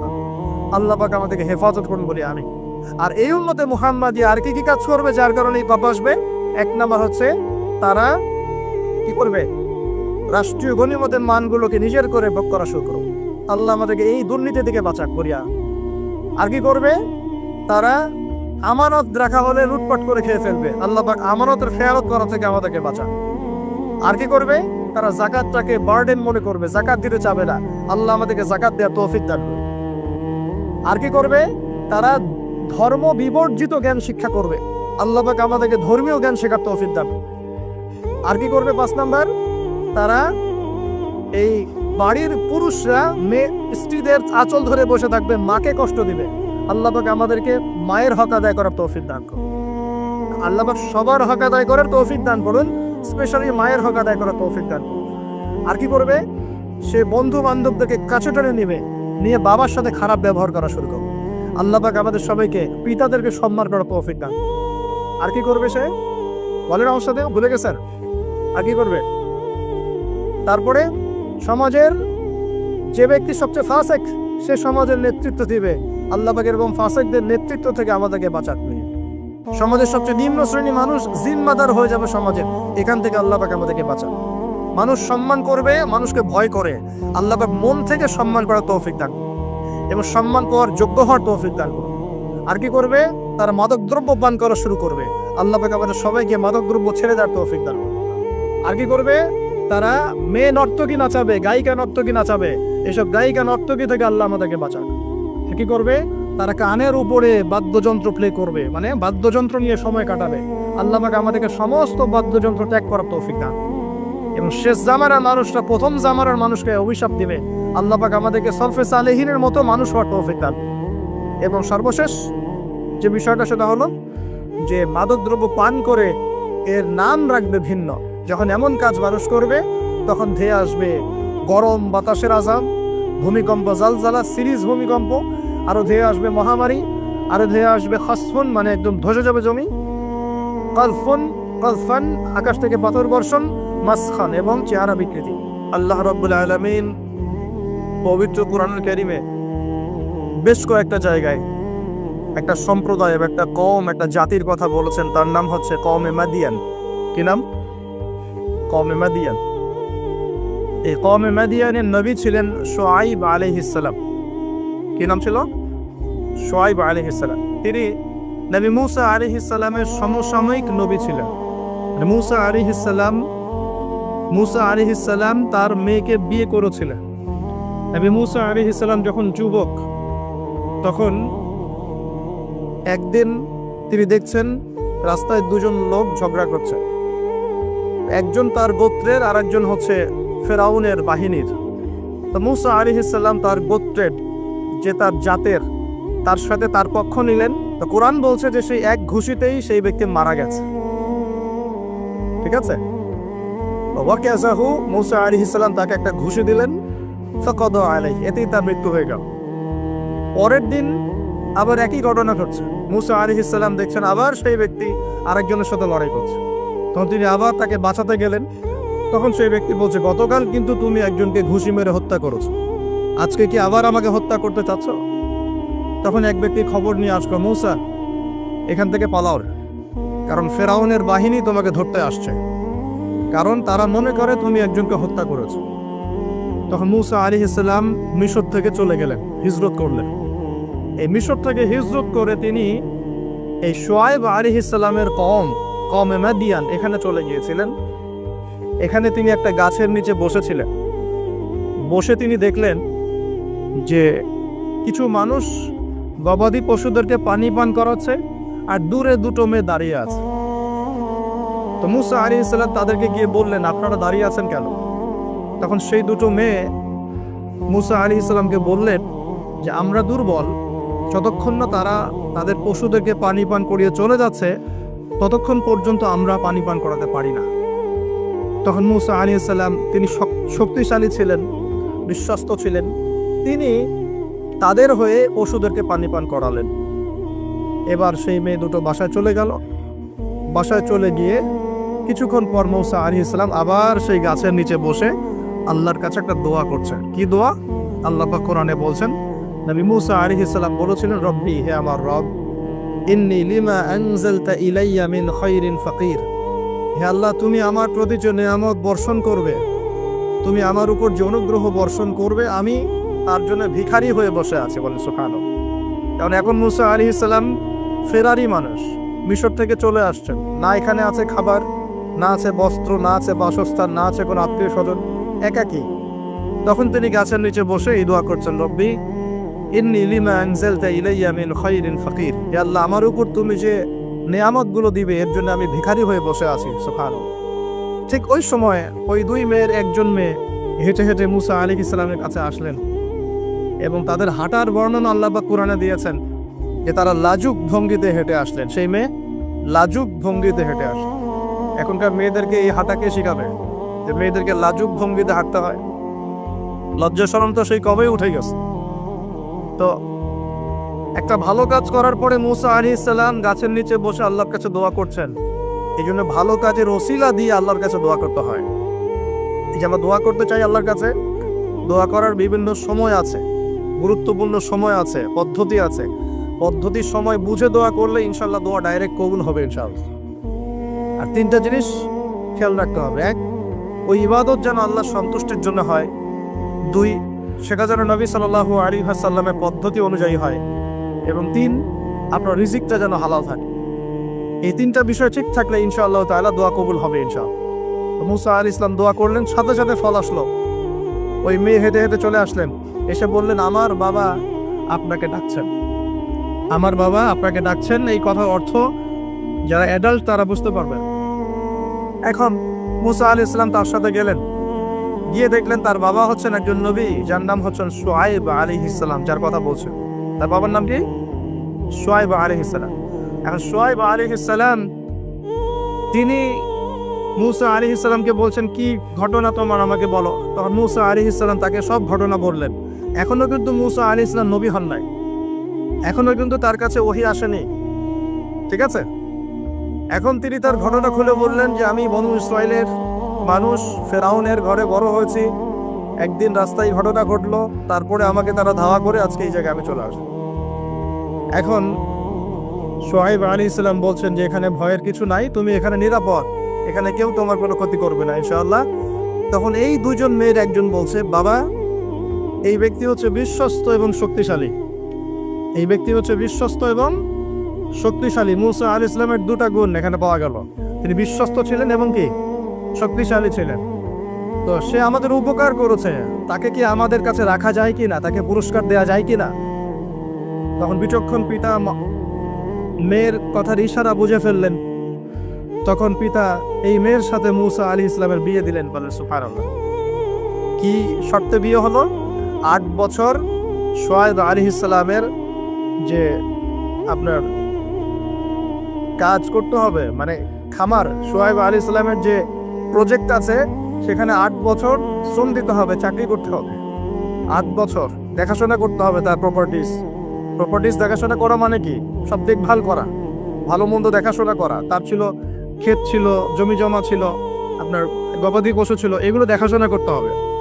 তো মূসা আলাইহিস সালামকে শর্ত দিচ্ছেন 8 বছর আমার এখানে কাজ করতে হবে, আর তুমি যদি 2 বছর বেশি করো, 10 বছর পূর্ণ করতে পারো, এটা তোমার বিষয়। আর এই ওয়াদা আমার আর আল্লাহর মাঝখানে, তোমার আমার আল্লাহর মাঝখানে থাকবে। তো মূসা আলাইহিস সালাম রাজি হলেন এবং তিনি সেখানে থাকতে লাগলেন। তো পরবর্তীতে মূসা আলাইহিস সালামের কাছে নবুয়ত আসলো যখন তুর পাহাড়ে তিনি আগুন দেখতে পেলেন। তিনি সেখানে গিয়ে আগুন খুঁজছেন, আর তুর পাহাড়ের ডান দিক থেকে আল্লাহ রাব্বুল আলামিন আওয়াজ দিলেন, ইয়া মূসা, হে মূসা, ফাখলা'না আলাইক, তোমার জুতা খুলে আসো, ইন্নাকা বিল ওয়াদিল মুকাদ্দাসি তুয়া, তুমি এখানে পবিত্র একটা জায়গায় এসেছো। মূসা আলাইহিস সালাম তো ভয় পেয়ে গিয়েছিলেন। আল্লাহ রাব্বুল আলামিন তাকে ওহী করলেন, তুমি নবী, আমার কাছে রাসূলরা ভয় পায় না, তোমার হাতে ওটা কি? মূসা আলাইহিস সালাম বলছেন, আমার হাতে লাঠি। কি করো লাঠি দিয়ে? মূসা আলাইহিস সালাম বলছেন, লাঠি দিয়ে আমি এই যে আমার গবাদি পশু এগুলোকে তাড়াই, গাছের পাতা পাড়ি ইত্যাদি। আল্লাহ পাক বলছেন, লাঠি ছুঁড়ে মারো। লাঠি ছুঁড়ে মারার সাথে সাথেই এটা একটা বড় অজগর হয়ে গেল, এবং মূসা আলাইহিস সালাম এটা দেখে পিছনে দৌড় দেওয়া শুরু করল। তখন আল্লাহ পাক ডেকে বললেন, ভয় পেও না, আমার কাছে যারা মুরসালিন রাসূলগণ ভয় পায় না, তোমার হাতটা বগলের নিচে ঢোকাও। মূসা আলাইহিস সালাম হাত নিয়ে এই বগলের নিচে দিলেন, এবার বের করলেন, দেখলেন হাত দিয়ে আলো বের হচ্ছে। এরপরে আল্লাহ পাক তাকে নবুয়ত দিলেন, যাও ফেরাউনের কাছে। কোন ফেরাউন? যেখান থেকে তুমি পালিয়ে এখানে এসেছো, ফেরাউনের কাছে গিয়ে ইযহাব ইলা ফিরআউন ইন্নাহু তাগা, ফেরাউনের কাছে যাও, গিয়ে বলো যে সে সীমালঙ্ঘন করেছে। কি সীমালঙ্ঘন সেটা আমরা পরে দেখবো ইনশাআল্লাহ। আমরা মোটামুটি জানি ফেরাউন সম্পর্কে, সে কন্যা সন্তানদেরকে জীবিত রাখত, পুত্র সন্তানদেরকে হত্যা করত, বনী ইসরাঈলকে বিভক্ত করে শাসন করত, জুলুম করত, এবং তার সবচেয়ে বড় অপরাধ হচ্ছে সে নিজেকে খোদা দাবি করেছে। সে বলেছে, আয়না রব্বুকুমুল আ'লা, আমি তোমাদের মহান রব। তো সে সীমা লঙ্ঘন করেছে, নাউযুবিল্লাহ। তো আল্লাহ পাক মূসা আলাইহিস সালামকে তার কাছেই পাঠাচ্ছেন, ফেরাউনের কাছে যাও, দাওয়াত পেশ করো। মূসা আলাইহিস সালাম বলছেন, আল্লাহ আমার তো জিহ্বায় জড়তা আছে, রব্বি ইশরাহ লি সাদরি, আল্লাহ আমার বক্ষটাকে প্রশস্ত করে দেন, মানে আমাকে সাহস দেন। ওয়া ইয়াসসির লি আমরি, আমার কাজকে সহজ করেন। ওয়াহলুল উকদাতাম মিন লিসানি, আমার জড়তা, জিহ্বার জড়তাগুলো দূর করে দেন। ইয়াফকাহু কওলি, যাতে মানুষ আমার কথা বুঝতে পারে, আর আমার ভাই হারুন আমার চেয়ে ভালো কথা বলতে পারে। আল্লাহ হারুনকেও নবুয়ত দান করো। আল্লাহ পাক হারুন আলাইহিস সালামকেও নবুয়ত দান করলেন, এবং দুজনকে বললেন, ইযহাবা ইলা ফিরআউন, তোমরা দুজন এখন ফিরআউনের কাছে যাও, ইন্নাহু তাগা, ফাকুলা লাহু কাওলান লাইয়িনা, ফিরআউনের কাছে গিয়ে তার সাথে নম্র ভাষায় কথা বলবে, তাকে আল্লাহর দিকে দাওয়াত দিবে। যদি সে দাওয়াত কবুল না করে তখন তাকে শাস্তির ভয় দেখাবে, এবং সে যদি বিশ্বাস না করে তাহলে অজগর এবং হাতের এই যে মুজিজা, এই মুজিজাগুলো তোমরা দেখাবে। যাই হোক, তো মূসা আলাইহিস সালাম নবুয়ত পেয়েছেন শুআয়ব আলাইহিস সালামের আন্ডারে থাকার সময়। আমি তার কথা বলতে গিয়ে দেখে এসেছি, এই শুআয়ব আলাইহিস সালামের কওম ছিল কওমে মাদিয়ান। কি নাম ভাই? একটু বুঝবেন জিনিসটা, কওমে মাদিয়ান। তো এটা আসহাবুল আইকাও বলা হয়, তাদেরকে আসহাবুল আইকাও বলা হয়, কিন্তু এই জায়গাটার নাম ছিল কওমে মাদিয়ান উপত্যকা। এখন শুআয়ব আলাইহিস সালাম খুব চমৎকার একজন বাগ্মী ছিলেন। বাগ্মী বলতে যিনি খুব সুন্দর করে কথা বলতে পারেন। আছে না এমন কিছু মানুষ সমাজে যারা খুব সুন্দর করে কথা বলতে পারে? তো শুআয়ব আলাইহিস সালাম নবীদের মধ্যে চমৎকার করে কথা বলতে পারতেন, এবং তার সাথে যুক্তি তর্কে কেউ পারত না। তিনি চমৎকার করে যুক্তি তর্ক উপস্থাপন করে সমাজের মানুষকে বোঝাতেন। আলহামদুলিল্লাহ, আমরা দোয়া করে আল্লাহ পাক সেই গুণাবলী আমাদের মতো দান করবে। এখন তার কমের সমস্যা ছিল কি? এক নাম্বার সমস্যা ছিল তার কম আল্লাহর সাথে শিরিক করত। এক নাম্বার কি করতো ভাই? শিরিক মানে হচ্ছে আল্লাহর একত্ববাদের সাথে অংশীদার সাব্যস্ত করা। মনে রাখবেন, তার কম এক নাম্বার কি অপরাধ করত? শিরিক করত। দুই নাম্বার কুফর, শিরকের সাথে সাথে তারা কুফরি করত, আল্লাহ রাব্বুল আলামিন অনুগ্রহগুলোকে, নিয়ামতগুলোকে অস্বীকার করত। তিন নাম্বার, এই দুটোর পাশাপাশি ওদের অপরাধ ছিল যে তারা মাপে কম দিত। কি করতো? মাপে কম দিত। তিন নাম্বার। চার নাম্বার, ওরা অন্যের সম্পদ, মানুষের সম্পদ অন্যায়ভাবে দুই নাম্বারই করে লুটে পুটে খাইত। এই চারটা ছিল ওদের মেজর অপরাধ। কয়টা অপরাধ? এই চারটা মারাত্মক মেজর অপরাধ। এখন আসেন, এদের কি পরিণতি হলো সেটা বলার আগে আমরা এই পাপগুলো নিয়ে একটু আলোচনা করি। এই পাপগুলো নিয়ে একটু আলোচনা করি সংক্ষিপ্ত করে। মাদিয়ান কওমের সর্বপ্রথম অপরাধ ছিল তারা আল্লাহর সাথে শিরিক করত, মানে আল্লাহ পাকের তাওহীদের সাথে অংশীদার সাব্যস্ত করত। এখন এই শিরিকটা কিন্তু প্রত্যেক যুগেই নবীদের সময় হয়েছে, এবং আমাদের নবী মুহাম্মদ সাল্লাল্লাহু আলাইহি ওয়াসাল্লাম তার জামানাতেও কিন্তু আবু জেহেল, আবু লাহাব, উতবা, সায়বা এরা কিন্তু শিরিক করেছে। এখন এই শিরিকটাকে নবী সাল্লাল্লাহু আলাইহি ওয়াসাল্লাম খুব সহজ করে ভাগ করে দিয়ে গেছেন। আমরা যদি কোরআন এবং হাদিসটা ঘাটাঘাটি করি, আমরা দেখব যে শিরিকটা আসলে তিন প্রকার হয়। এই তাওহীদ এবং শিরিকটা তিন প্রকার হয়। একটা হলো একত্ববাদ, যেমন তিন প্রকার হয়, শিরকও তিন প্রকার হয়। এবার আল্লাহ পাকের তাওহীদ একত্ববাদ যেমন তিন ভাগে ভাগ করা যায়, শিরকটাকেও তিন ভাগে ভাগ করা যায়। এবং তাওহীদকে আমরা ভাগ করি একভাবে, তাওহীদে রুবুবিয়্যাত, তাওহীদে উলুহিয়্যাত এবং তাওহীদে আসমা ওয়া সিফাত। এই তিন ভাগে আমরা ভাগ করি। ঠিক একইভাবে শিরকটাও তিন ভাগে হয়। একটা হচ্ছে আশিরকু ফিল আকীদা, বিশ্বাসের মধ্যে শিরক; আশিরকু ফিল আমাল, কাজের মধ্যে শিরক; আশিরকু ফিল লিসান আও আশিরকু বিল কওল, শিরক হচ্ছে আপনার কথার মধ্যে অথবা জবানের মধ্যে, মানে ভাষাগত শিরক, কর্মগত শিরক এবং আকীদাগত শিরক। আমি বুঝতে পারছি? এই তিনটা সহজ করে দিলাম। শিরক এরকম তিন ভাগে ভাগ করা যায়। উদাহরণ দিলে পরিষ্কার হবে। যেমন বিশ্বাসগত শিরক, যেমন কোনো মানুষ যদি বিশ্বাস করে যে মহাবিশ্বের কোনো স্রষ্টা নাই, এই মহাবিশ্ব এমনি এমনি সৃষ্টি হয়েছে, এটা বিশ্বাসগত শিরক, তাই না? কেউ যদি বিশ্বাস করে যে আল্লাহ এই বিশ্বকে সৃষ্টি করেছেন, কিন্তু আল্লাহর পাশাপাশি আরো ইলাহ আছে, নাউজুবিল্লাহ, এটাও হবে বিশ্বাসগত শিরক। কেউ যদি মনে করে যে আল্লাহ পর্যন্ত পৌঁছতে হলে আমাকে এই যে চন্দ্র, সূর্য, গ্রহ, নক্ষত্র, গাছপালা এগুলোর পূজা করতে হবে, শিরক। এটা হলো বিশ্বাসগত শিরক। ধরেন কেউ যদি মনে করে যে আল্লাহ বলতে কেউ নাই, নাস্তিকতায় বিশ্বাস করে, কোনো ইলাহ নাই, এই মহাবিশ্ব বিগ ব্যাং থেকে সৃষ্টি হয়েছে, এটাও হবে কি? চিন্তাগত, আকীদাগত শিরক। কেউ যদি মনে করে যে আমার ভালো মন্দের মালিক আল্লাহ নয়, ভালো মন্দের মালিক আমি নিজে, কেউ যদি মনে করে, শিরক হবে। কেউ যদি মনে করে তাকদীর বা ভাগ্য বলতে কিচ্ছু নাই, আমি যা করব তাই পাবো, এমন মানুষ নাই, এটাও হবে আকীদাগত শিরক, কারণ আল্লাহ পাক তাকদীর রচনা করেছেন। কেউ যদি মনে করে যে কবরে শায়িত মৃত মানুষ আমাকে পরকালে বাঁচিয়ে দিবে, আমাকে পরকালে পুলসিরাত পার করিয়ে দিবে, বিশ্বাসগত শিরক হয়ে যাবে। কেউ যদি মনে করে যে অমুক ওসিলা মাধ্যম ধরলে আমি সন্তান লাভ করব, এটাও শিরক। সন্তান দেওয়ার মালিক কে? কেউ যদি মনে করে আমি পরিশ্রম করি বলেই রিজিক প্রাপ্ত হই, শিরক। আমি পরিশ্রম করি, কাজ করি, ব্যবসা করি, চাকরি করে বলেই তিন বেলা খেতে পারি, শিরক। কে খাওয়ায়? কেউ যদি মনে করে যে আমি খুব রুটিন লাইফ লিড করি, ভালো মন্দ বেঁচে চলি, ভালো ভালো খাই, ব্যায়াম করি, এই কারণে আমি সুস্বাস্থ্যের অধিকারী, শিরক। সুস্বাস্থ্য দিয়েছেন কে? কেউ যদি মনে করে যে আমার হাতে একটা আংটি আছে, এই আংটি খুলে ফেললে আমার রোগ হবে, এটা হবে বিশ্বাসগত শিরক। কেউ যদি মনে করে আংটিটা খুলে ফেললে আমার রোগ বেড়ে যাবে, অথবা আংটি খুলে ফেললে আমি মারা যাব, আমার কোনো ক্ষতি হবে, বিশ্বাসগত শিরক। কেউ যদি মনে করে ভালোগুলো সব আল্লাহর পক্ষ থেকে আসে আর খারাপগুলো শয়তানের পক্ষ থেকে আসে, এটাও শিরক।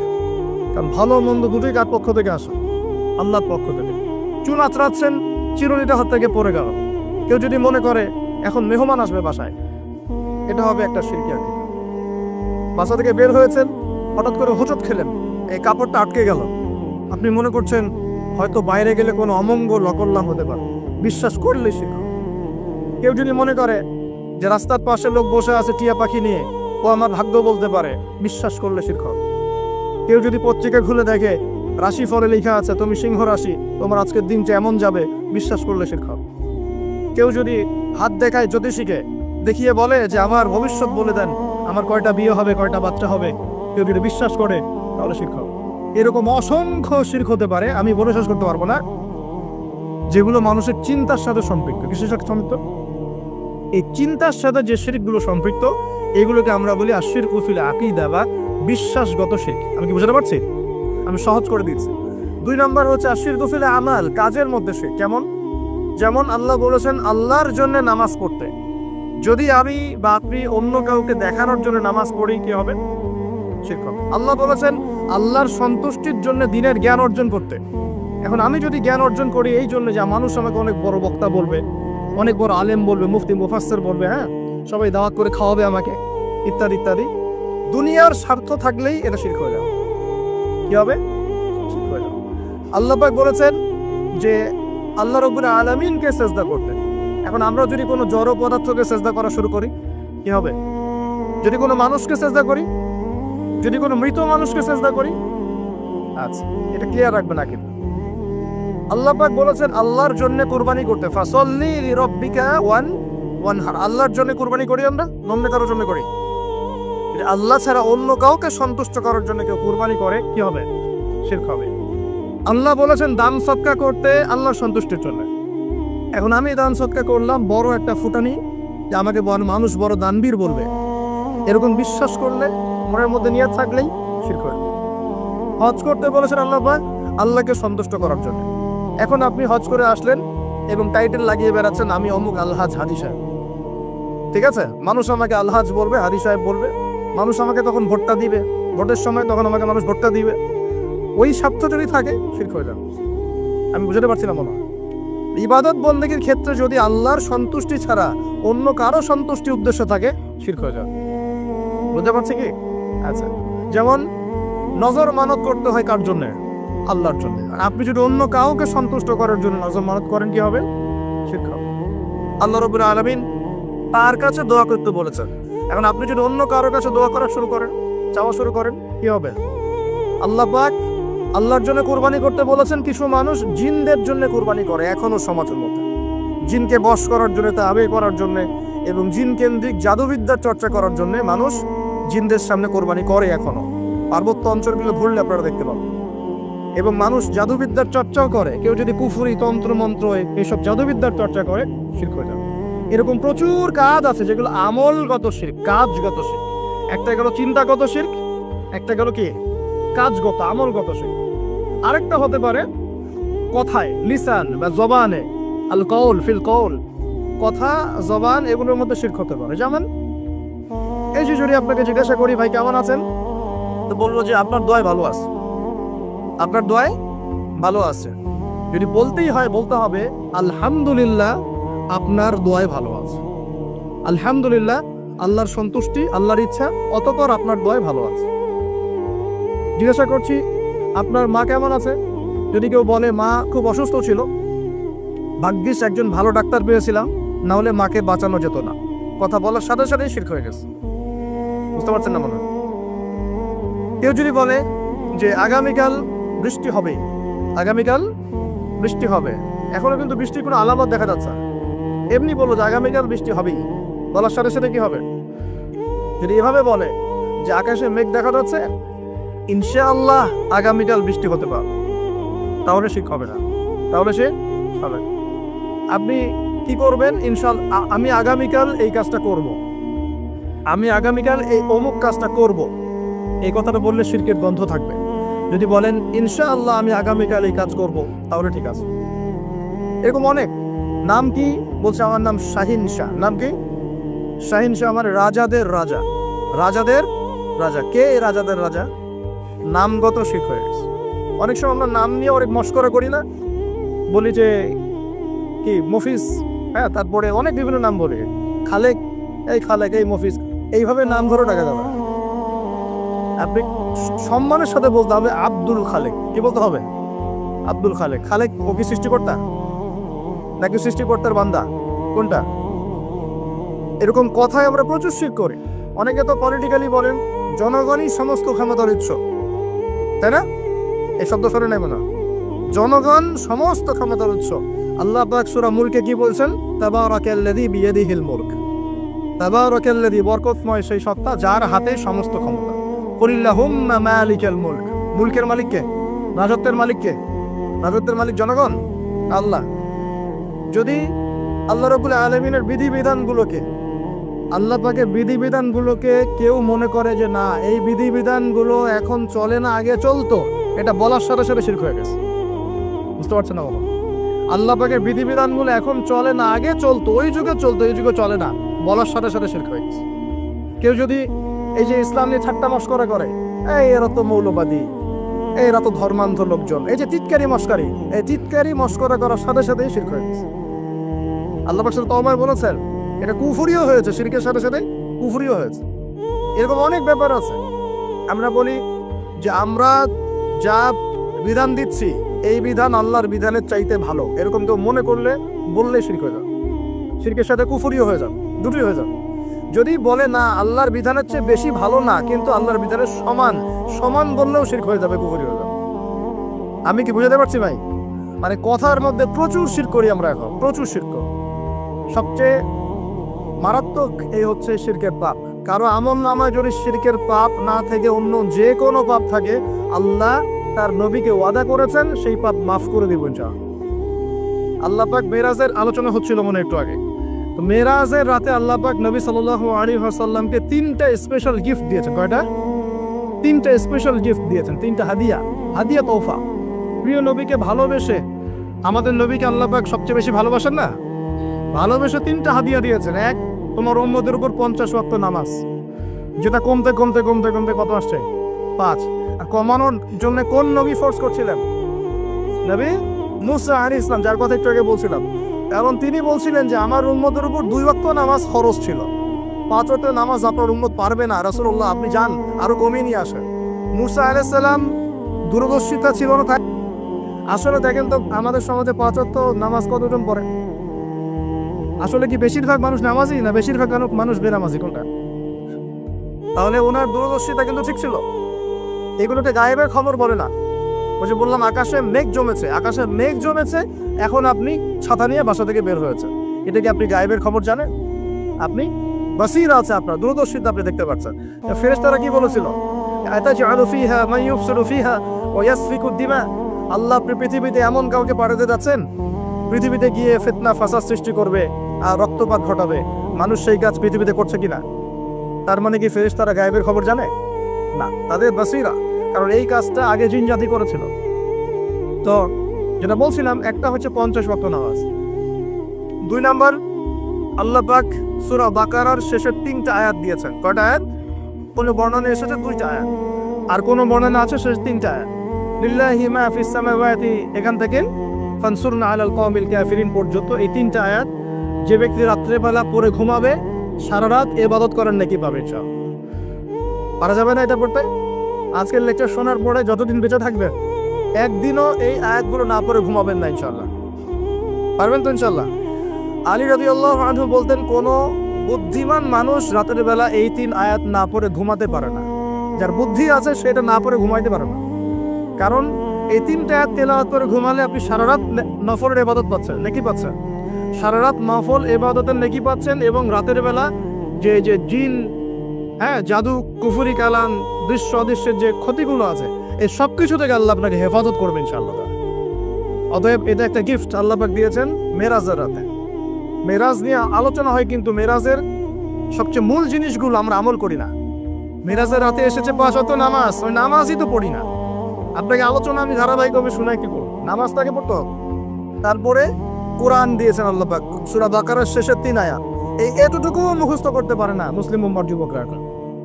এদিকে একদম Bankimchandra, Saratchandra, physics, chemistry, biology, ইতিহাস, সাহিত্য সব পড়ে শেষ করে ফেলে।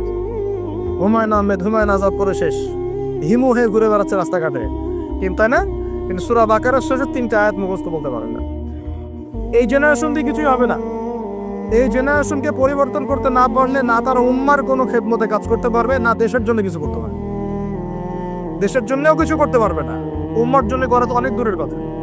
সারাদিন পরে আছে গার্লফ্রেন্ড নিয়ে, মাদক দ্রব্য নিয়ে, পর্নোগ্রাফি নিয়ে, এই মাদক গাঁজা ইয়াবার আসর নিয়ে। তারপরে কোনো কোনো ক্ষেত্রে দেখা যায় হকি স্টিক নিয়ে মারামারি করে বেড়াচ্ছে, হল দখল করবে, হয় না এগুলো? যুবকদের অধঃপতনের মূল কারণ হচ্ছে এখন মাদক, তারপরে মেয়ে, নারীর নেশা, পতিতাবৃত্তি, পর্নোগ্রাফি, গার্লফ্রেন্ড বয়ফ্রেন্ড, এই যে ফ্রি মিক্সিং, সামনে আবার যে ভ্যালেন্টাইন্স নাকি আসবে, ওটার আলোচনা কালকে করবো ইনশাল্লাহ, আজকে না। তো এইগুলো নিয়ে আবার যুব সমাজকে ব্যস্ত রাখা হয়েছে, অথচ এই যুবকরা এখন 5 ওয়াক্ত নামাজ, নামাজের হুকুম আহকাম, মওজুন নিয়ম কানুন, ফরজ ওয়াজিব সুন্নত মুস্তাহাব, হ্যাঁ, ফিকহের মাসলা মাসাইল, কোরআন রিডিং পড়তে পড়া, এই বেসিক জ্ঞানগুলো পর্যন্ত অর্জন করছে না। তাহলে কি তাদেরকে দিয়ে আমাদের উম্মার অগ্রগতি হবে বলে মনে হয়? হবে। যতদিন পর্যন্ত না তাদেরকে আমরা পরিবর্তন করতে পারছি না, ততদিন হবে না। যদি পরিবর্তন করতে পারি ইনশাআল্লাহ হবে। পরিবর্তন করা যাবে তো ইনশাআল্লাহ? আমরা রাজি আছি তো ইনশাআল্লাহ? যুব সমাজ ওয়াদা করতে পারেন তো ইনশাআল্লাহ যে আমরা সবাই কোরআন পড়া শিখবো, 5 ওয়াক্ত নামাজ পড়বো, মাদকের ধার কাছেও যাব না, এবং এই মেয়েদের পিছনে ঘুরবো না, পর্নোগ্রাফি দেখবো না, ঠিক আছে? এবং পশ্চিমা সংস্কৃতির ধাঁচে আমরা জীবনকে গড়বো না। আফসোস লাগে, প্রায়ই বলি কথাটা, উপর লেভেল থেকে শুরু করে বাথরুমের কমোড পর্যন্ত সবই এখন পশ্চিমাদের অনুকরণে চলছে একদম। আমাদের নবীজি বলেছেন বাম পায়ে ভর দিয়ে ইস্তেঞ্জা করো। এখন আপনি বাথরুমে যায় কিভাবে করবেন ইস্তেঞ্জা? সব বাথরুম তো ইংলিশ, সব ইংলিশ। মানে এখন আমরা লন্ডন বানাতে চাই সব জায়গায়। যারা আমাদেরকে 200 বছর শাসন করলো, আমরা ওদের সুন্নত নিয়ে পড়ে আছি।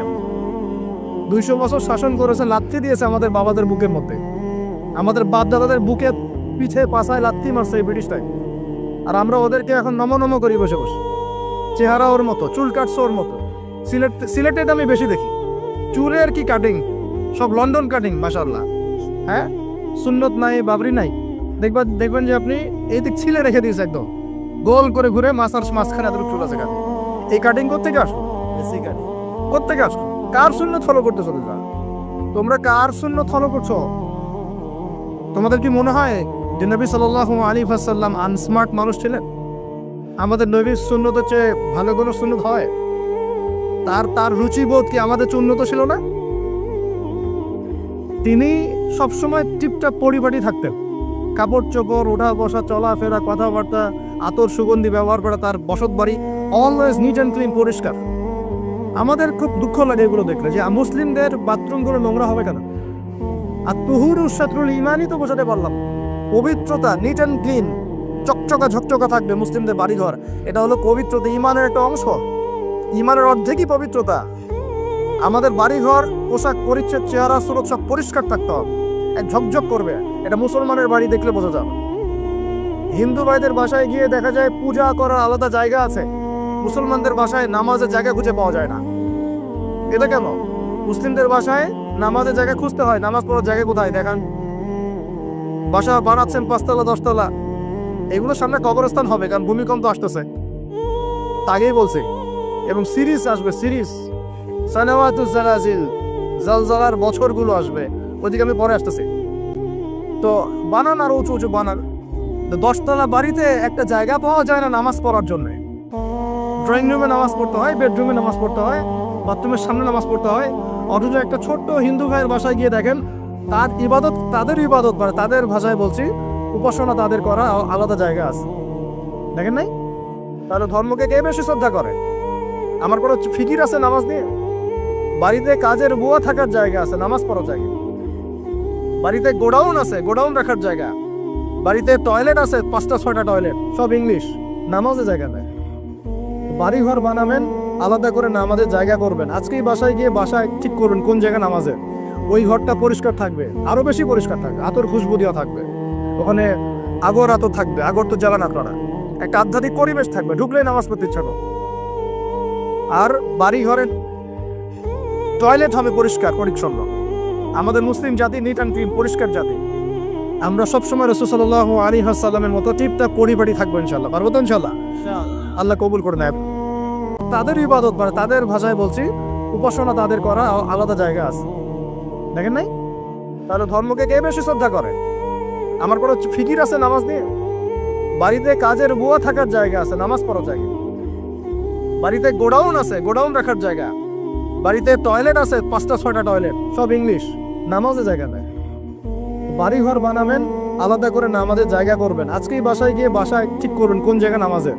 ওই ঘরটা পরিষ্কার থাকবে, আরো বেশি পরিষ্কার থাকবে, আতর খুশবু দেওয়া থাকবে, ওখানে আগর আতর থাকবে, আগর তো জ্বালান আপনারা, একটা আধ্যাত্মিক পরিবেশ থাকবে, ঢুকলেই নামাজ পড়তে ইচ্ছা করবে।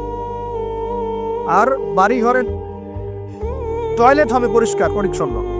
আমাদের মুসলিম জাতি নিট অ্যান্ড ক্লিন, পরিষ্কার জাতি।